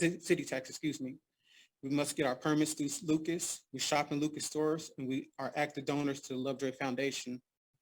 Our children's grandparents, aunts, and uncles volunteer and support during extracurricular activities. This move does not just affect our immediate family, but our external family plays a part indirectly with our children's education success. Just a reminder that we live 3 miles from where we're sitting right now, where we're zoned for McKinney ISD. I've been made aware of the financial hardship of the school's future in previous board meetings. It was mentioned that Lovejoy needed to generate additional revenue outside of the Lovejoy Scholars Program. As our HOA President Stan mentioned earlier, our neighborhood would bring roughly $540,000 in tax revenue, but if we take it a step further, with attendance being the most important part of state funding, our roughly 27 kids that are currently a part of the neighborhood would equate to additional revenue as well. Now keep in mind, our neighborhood was zoned before Lovejoy High School even existed. If our homes were built today, we will be in Lovejoy ISD and none of us will be here making this argument. An announcement was made that sped department at Lovejoy may be reduced in staff, which means my job may be in jeopardy. So this move's it's not just about me. This must be for best interest of kids and what we are able to give to the become successful and the positive economic impact that will share for Lovejoy during this time of need. We are part of the Lovejoy community already from our volunteer work at schools and extracurricular activities. Now it's time for our tax dollars to be put into the school district that we have widely been a part of throughout the years. Thank you.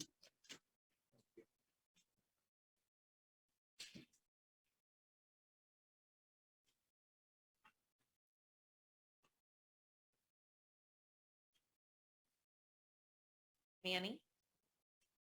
Yarborough? Ybarra. Ybarra. Close enough.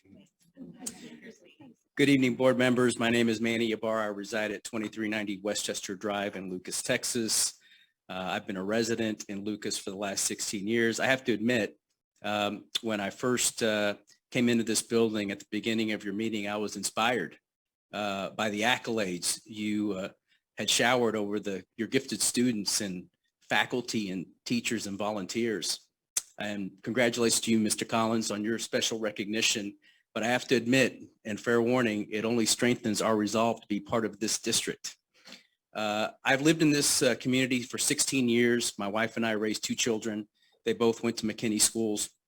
And I will tell you that there were a wide variety of challenges while they were growing up. The logistical challenges of coming to our home from school, back and forth, was staggering at times. The commute oftentimes cut into more important things like homework or studies or extracurricular activities, team events, team commitments, social interaction with classmates. They often felt disengaged. It would not be uncommon for us to host a birthday party for our daughter or our son and send out 20 invitations and have fewer than 10 people show up because we, quote, just live too far. It resulted in our kids feeling, disengaged with their classmates. And what made matters worse was that they never really had the opportunity to connect with kids that were in nearby neighborhoods because they didn't go to the same schools and didn't participate in the same activities. The economic impact of this cannot be underscored enough. There are 41 homes in Stonegate, and as my neighbors shared previously, it has the potential of having a significant financial impact on the district, over $500,000, and allows our tax dollars to be invested in the community in which we live. And this isn't a knock on McKinney, but we just don't live there. And so we want our tax dollars to come into this community. Our communities, Lucas and the Lovejoy ISD.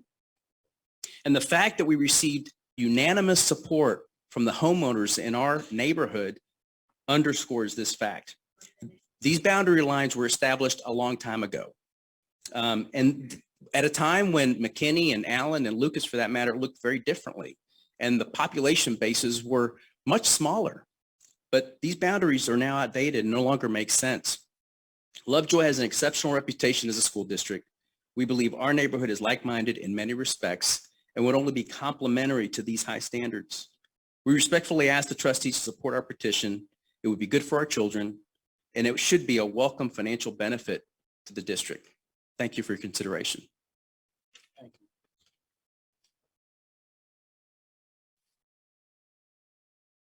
Michael Elliott. Thank you, Mr. President and board members. My name is Mike Elliott. I'm a retired officer from the United States Air Force. I moved here 10 years ago after my wife, Texas-bred wife, informed me that we were building in Texas and did I want to come? We did. We built a nice home in the Stonegate development, and I have to admit I knew very little about the area other than it gave me a sense of country living and a sense of community. In my 25 years in the Air Force, one of the things I found after being given the opportunity to move my family 6 times is that community mattered a lot. We had an Air Force community that was important to us, but we had to immerse ourselves in the local community each and every time. What I found is the communities that were acceptant of us made it easier for my children to thrive, and thrive they did throughout that experience. Now, there's irony in living in a community, a small community like Lucas, because every morning when that bus, during the school year, that bus rumbles through from McKinney, I know who it is and know what they're doing. At the same time, and Mr. Owen, you can probably attest, I can sit in my backyard and drink a cup of coffee and listen to the Lovejoy drum corps out there beating it away during the fall season. So what we're asking you for today is to support us, help us be a full-fledged measure of the community. We live in Lucas, we work in Lucas, we play and we pray in Lucas, and we'd like to send our children here and send our tax dollars to help you. Thank you.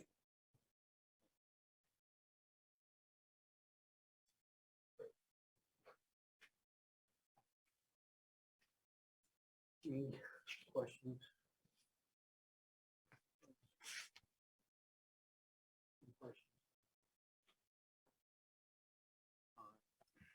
Thank you for the information. We'll close the public hearing.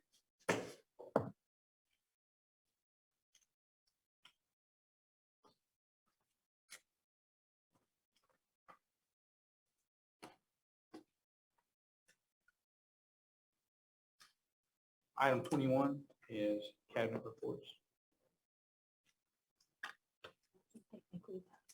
You want to explain? No. Yeah, you all understand tonight was a public hearing. We hear what you have to say, right? Okay, thank you.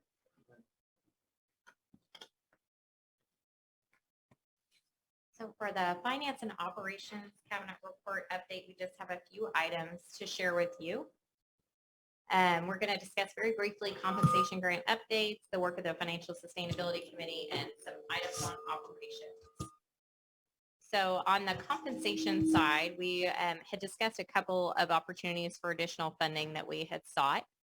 We were shortlisted for the strategic compensation grant that I mentioned at the last meeting. Unfortunately, we were notified that we did not receive that award on April 18th. So that's not something that we'll be moving forward with. And that grant was to give us the potential for an employee to hire to look at strategic compensation.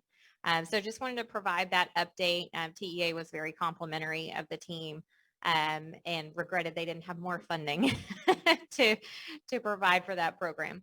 But just wanted to provide that update, as well as the teacher incentive allotment is still under development to be submitted. So that is still out there.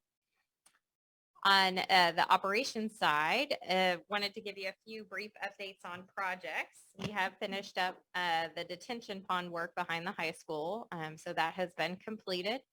All the other athletic building items that were being wrapped up were done, and the lighting should be complete by the end of this month. We are still waiting on some parts for the concession heaters. Obviously, we're not too concerned about that yet right now, but we'll stay on top of that so we can ensure that they're installed by the time we will need them. The playground, we are looking at having that canopy added at the end of this month for the Child Development Center. We did complete some wind damage repairs. I showed you some brief pictures of that at the last meeting. So those repairs have been completed. And our salvage item auction is upcoming shortly.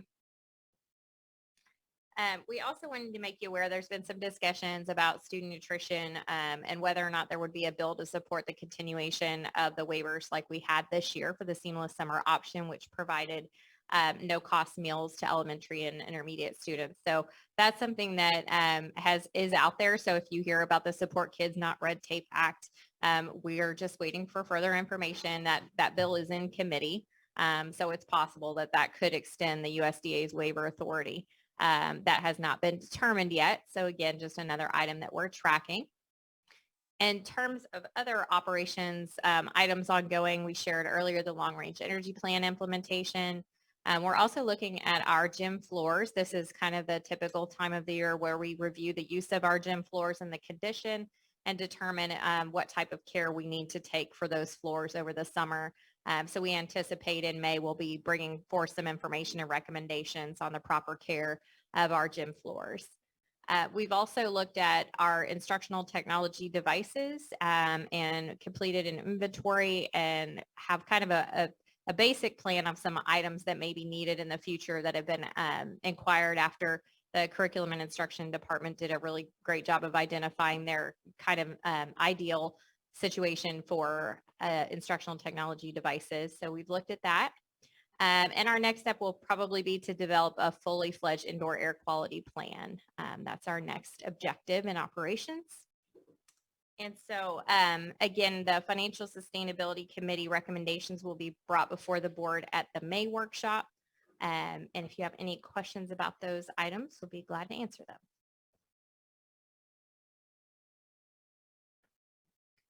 For the update.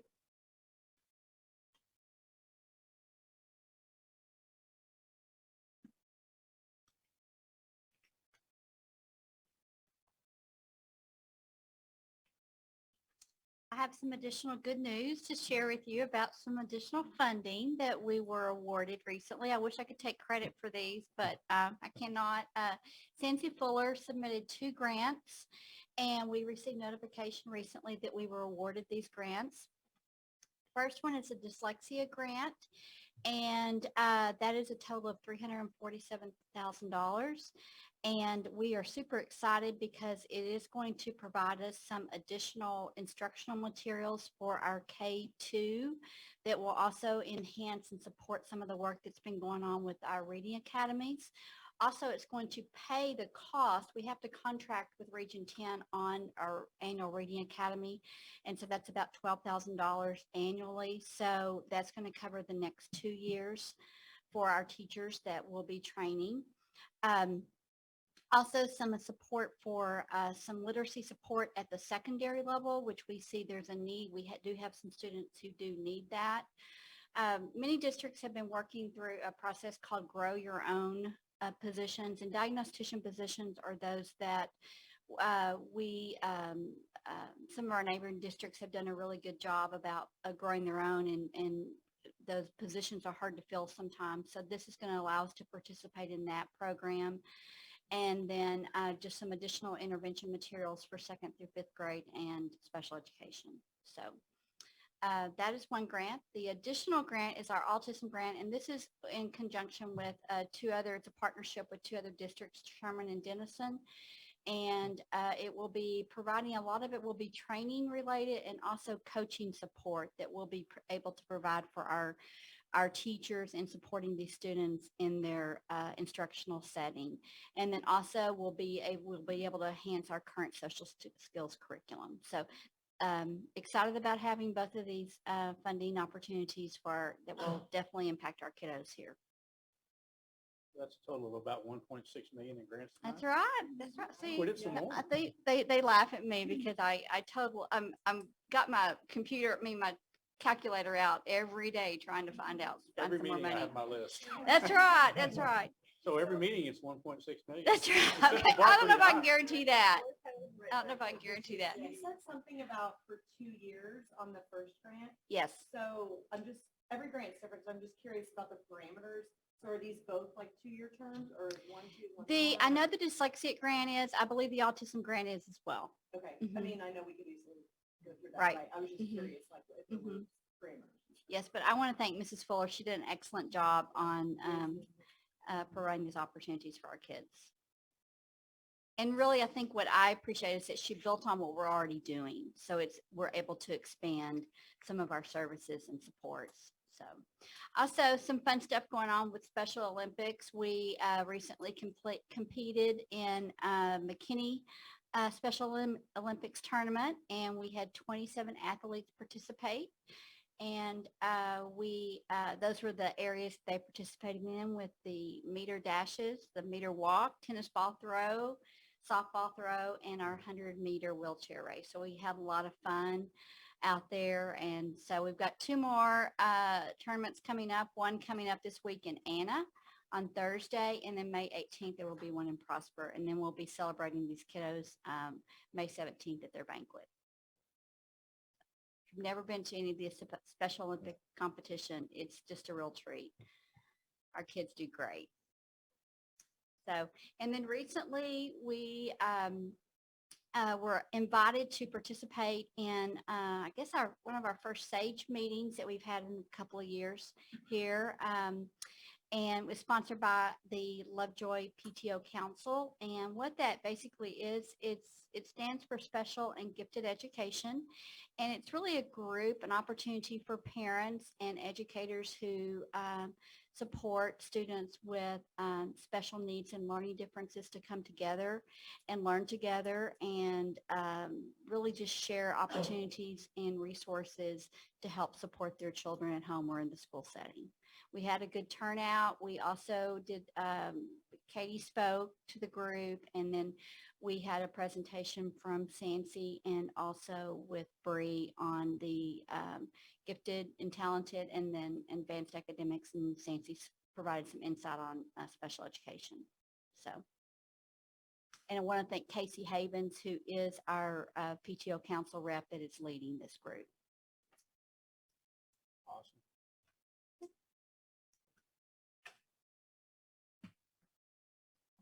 Of course, I'm following you, and all you're doing is showing everyone the money. So tonight, Hey, it's your turn. I'm trying. Well, we're trying. We're going to talk a little bit about Grow Our Own. Lori had mentioned Grow Your Own. We did do two T-class grants, Decision 4 and Decision 5 for Grow Our Own, if you recall. And that's something that from the HR department, we're really passionate about. We want to give people opportunities. We want to build capacity in our staff, and we want them to stay here.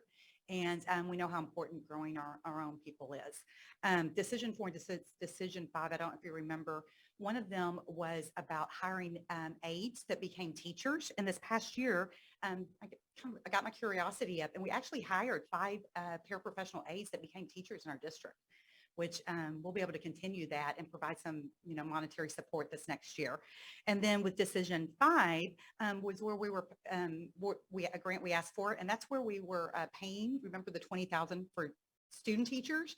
And so last year we hired 2 student teachers that were interns in our district, and they're now here. And we also hired several, I think 3 guest educators that became teachers, and then we had several promotions, either tech or people that became teachers that became counselors and those types of things. So we're going to continue to do that. We're going to look at work with Sancy on diagnosticians and those types of things, but those are super important there. We also wanted to talk to you. We did name our Campus Teachers of the Year this past month, and we're going to celebrate them on March 23rd, and we have some really great surprises for them. So anyway, but Puster, it was Amy Matucci. Sloan Creek was Jennifer Waters. Hart, Lane Collins, and Willow Springs. September, Wheeler Geesey, and Lovejoy High School was Anna Daughtry. So we're going to bring all of them to you in May. And then in May, we'll also announce our 2 Teachers of the Year, one for elementary and one for secondary. And then we'll submit all the paperwork and send them on to Region 10. Super excited about that. And something that I'm excited that our department is doing is we're planning the staff end of the year recognition for May 27th, that Friday afternoon. It's an early dismissal day. We're all going to head to the high school for some fun things. We have cornhole, we have the big Jengas, we have Ryan Cave from Cave Realty is sponsoring us and providing entertainment. CoServe Electric is providing food for us, so it's going to be a celebration. We also are going to have a tug of war where it's departments and schools, and we have a little trophy, so also to give. So, but just some celebration. Sometimes in HR, we don't get to do all the fun stuff, so we wanted to let y'all know about all those types of things. You're more than welcome to come. Was that in the courtyard or is that inside? It's in the courtyard. Yes, yes. Unless it rains and we'll be inside, but yeah, we're hoping to do it in the courtyard. Like an adult field day. Yeah, it's like that's exactly what it is. It's an adult field day. Yes. Can we participate in tug of war? Come on. We can even have like the board against, Yes. We're going to stack the teams. Bring your gloves for the tug of war. So, okay. Down with that. Yeah. Thank you. I don't think I'd be much help, but I'm up for that. Ms. Cordell, if you need to find me tomorrow, apparently I'm going to be filling out some applications for grants. So it seems that, yeah, no kidding. This is real-time update. So apparently we are, some of you may be interested, we had a play-in game for our softball team tonight, and they were victorious 4-2. So they are officially into the playoffs. Don't ever ask. teaching by Jade Owens. That's right. Don't ever ask Coach Ross to give you updates. I'm expecting one like the beginning of the game, middle of the game, the end of the game. He's doing it pitch by pitch. I'm getting a text message. Which I greatly appreciate. Which I greatly appreciate. That's right. A couple of updates that I have. Some of you may have, I know Marvin was there at the April 5th TxDOT meeting. It was more of an introductory meeting to give some ideas and plans as far as what could be coming on how they are going to change the infrastructure through Lucas. And so the map that I'm showing, it's a little bit hard to read, but it shows the red line is Country Club Road. What they are going to put, what they could potentially propose is that they change Country Club Road from a 2-lane road to a 4-lane road. And that's right now probably all the information that I need to give because it could change between now and the next meeting. But at the very bottom, where the southern part of that map, where the red line begins is Parker Road. The very north part of the map where it ends is Stacy Road. So they're proposing that they turn Country Club from a 2-lane road to a 4-lane road all the way from Parker Road to Stacy Road. So it would extend through Stinson, I guess? I'm sorry? It currently doesn't go to Parker Road. Well, I'm sorry. So right there at the bait shop where. Okay, so it would turn into Estates. That's okay, right. Got it. That's Okay, right. thank you. That's right. I guess it transitions at that intersection, doesn't it? It does. Okay, It does. wasn't thinking about that. Thank you. But I'll give you, as they have more meetings, I'll continue to attend those meetings and give you updates. This would not, I believe, correct me if I'm wrong, Marvin, this would not start, assuming that it is approved, it wouldn't start until 2025. We've had our first Student Health Advisory Council meeting, and that was held on March 30th. We just wanted to give you an update. This is now, the state of Texas has changed the guidelines of our SHAC meetings, and they now have to be posted as public meetings. So we post those, of course, online. The front of the red building, I have to give all the credit really to Stephanie Cran. She's the one that leads these meetings, comes up with the agendas, and really facilitates the meeting. So our first meeting, we had 10 members in attendance. Most of those were community members, but we did have staff. We even had one student who attended as well. So they give us a really good perspective on just the things that we're doing health-wise and what's in the best interest of our students. And we also had to create bylaws, which we did not have in place, but we do now that we created during our first meeting. So our second meeting is this week, and we'll have a few more before the end of the year and then even into the summer as well. A few months ago, I brought to you an operation plan that we have now coined Operation Unite. This has really been led by Casey Littlefield, who is our lead school marshal. He's really been the brains behind this. And our purpose on this was if we ever have to evacuate a building, what do we do with our kids and how do we reunite them with our parents in a way that's orderly, it's organized, and it's safe. And so it's not just about reuniting students with parents on that campus. It's actually, if let's say we had a gas leak, we had to evacuate the building, take them to another campus, and then parents come to pick up their children at that new relocation site. As you can imagine, that could be a pretty big undertaking logistically. And so we're going to go through that exercise on June 7th. There's a lot of planning that's obviously going to go into this. We're hoping to get some volunteers in the community, in the schools, to not just, we figure it's the end of the second week, I believe, of the summer. So by then, parents are really wanting to give their kids back to us. So we think that parents will volunteer their children to come and go through an evacuation process. We're going to do that at Hart Elementary School. We're going to use the transportation department. They'll bus the kids over to the high school indoor facility, and then we will run a reunification exercise where parents come through and we reunify the parents with their children.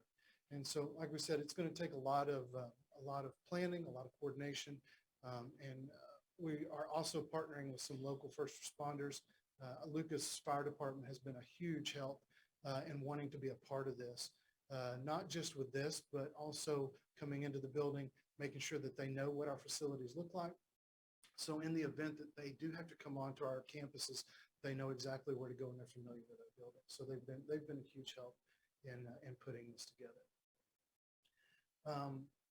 Like we said, our impacted campuses are going to be Howard Elementary. We're going to use the transportation department to be able to relocate our students.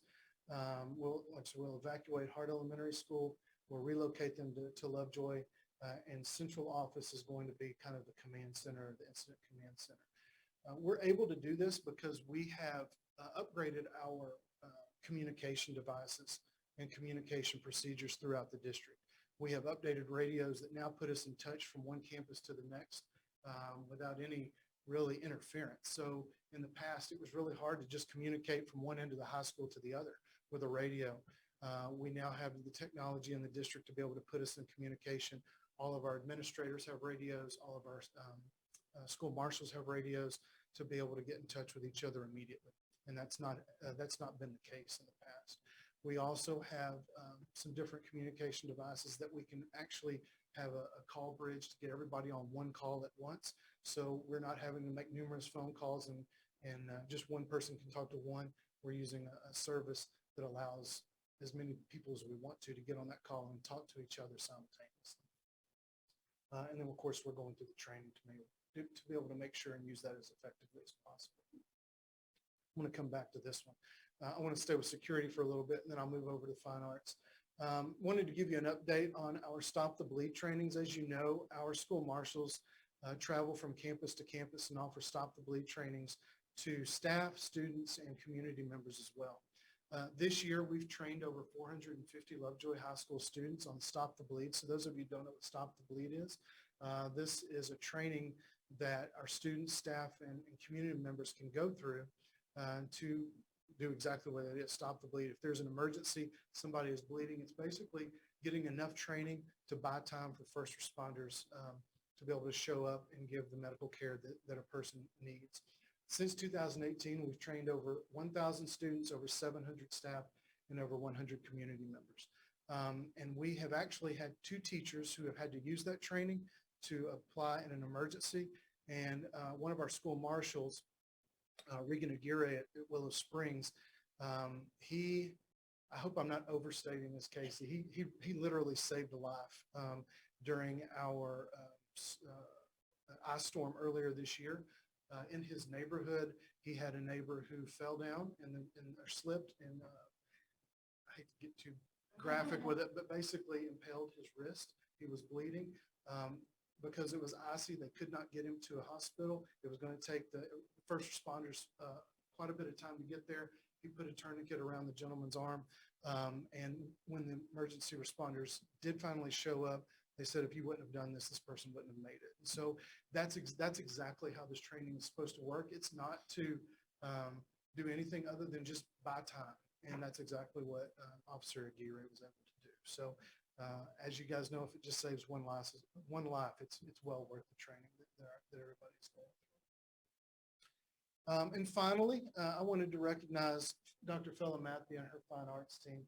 They were awarded the, I have to read this, National Association of Music Merchants Foundation Award.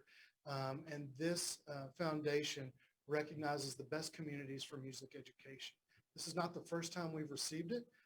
But it was maybe the most well-deserved, I think, because we received it in a time where some people were shutting down their fine arts programs, and we continued to offer music education, our fine arts programs to our students. And so I put kind of the heads of each of our music education departments on here. Ms. Jennifer Van Hook for orchestra, Kathy Koziatek for choir, and Paul Hoyer for band, but it was really their entire programs, K-12, that are involved in this. And this is an application process that Dr. Matthew applies for in the first semester around the Christmas holidays. And they look at things such as what types of experiences that we offer in our fine arts programs to our kids through our music program, how many events that our kids have an opportunity to perform in, and also what type of instruments some of our K-5 students are exposed to and get to play. And so those are just a few of the criteria that we have to meet. And then we were one of 738 schools who were recognized for this. So I wanted to congratulate Dr. Matthew, her team, and really all of our fine arts, but in particular our music department, our fine arts. Any questions?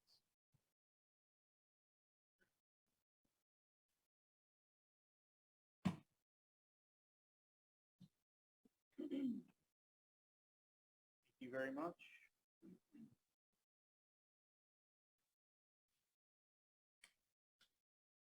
Ms. Cordell, you're up.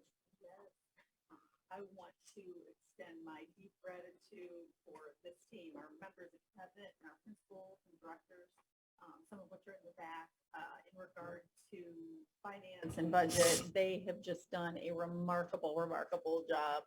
I think one of the true tests of leadership is taking extreme ownership of a problem or a challenge, and they have done just that. You've seen how tenacious they are about making sure that they move us forward in a financially sustainable manner, and the amount of ground that we have been able to really make together has been remarkable because of the way they've pulled together as a team and kept their eye on making sure that we have our financial future in mind so that we're able to take care of our students and our teachers. And so deeply grateful for that work. We're not there yet, but we have made tremendous, tremendous progress, and we are on our way. Also want to shout out to our Majestics. Their spring show was absolutely amazing. This was the first time that I got to experience that, and it really does live up to all of the hype. So enjoyed that immensely. And then we've got our Lovejoy STEM Festival this Saturday, April 30th. We would love to see you all there.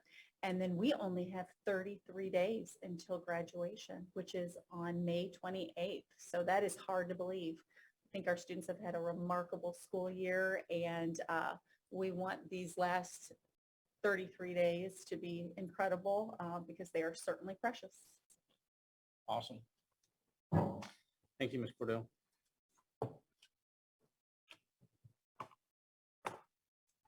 All right, public comments for non-agenda items. All right. Any announcements, folks?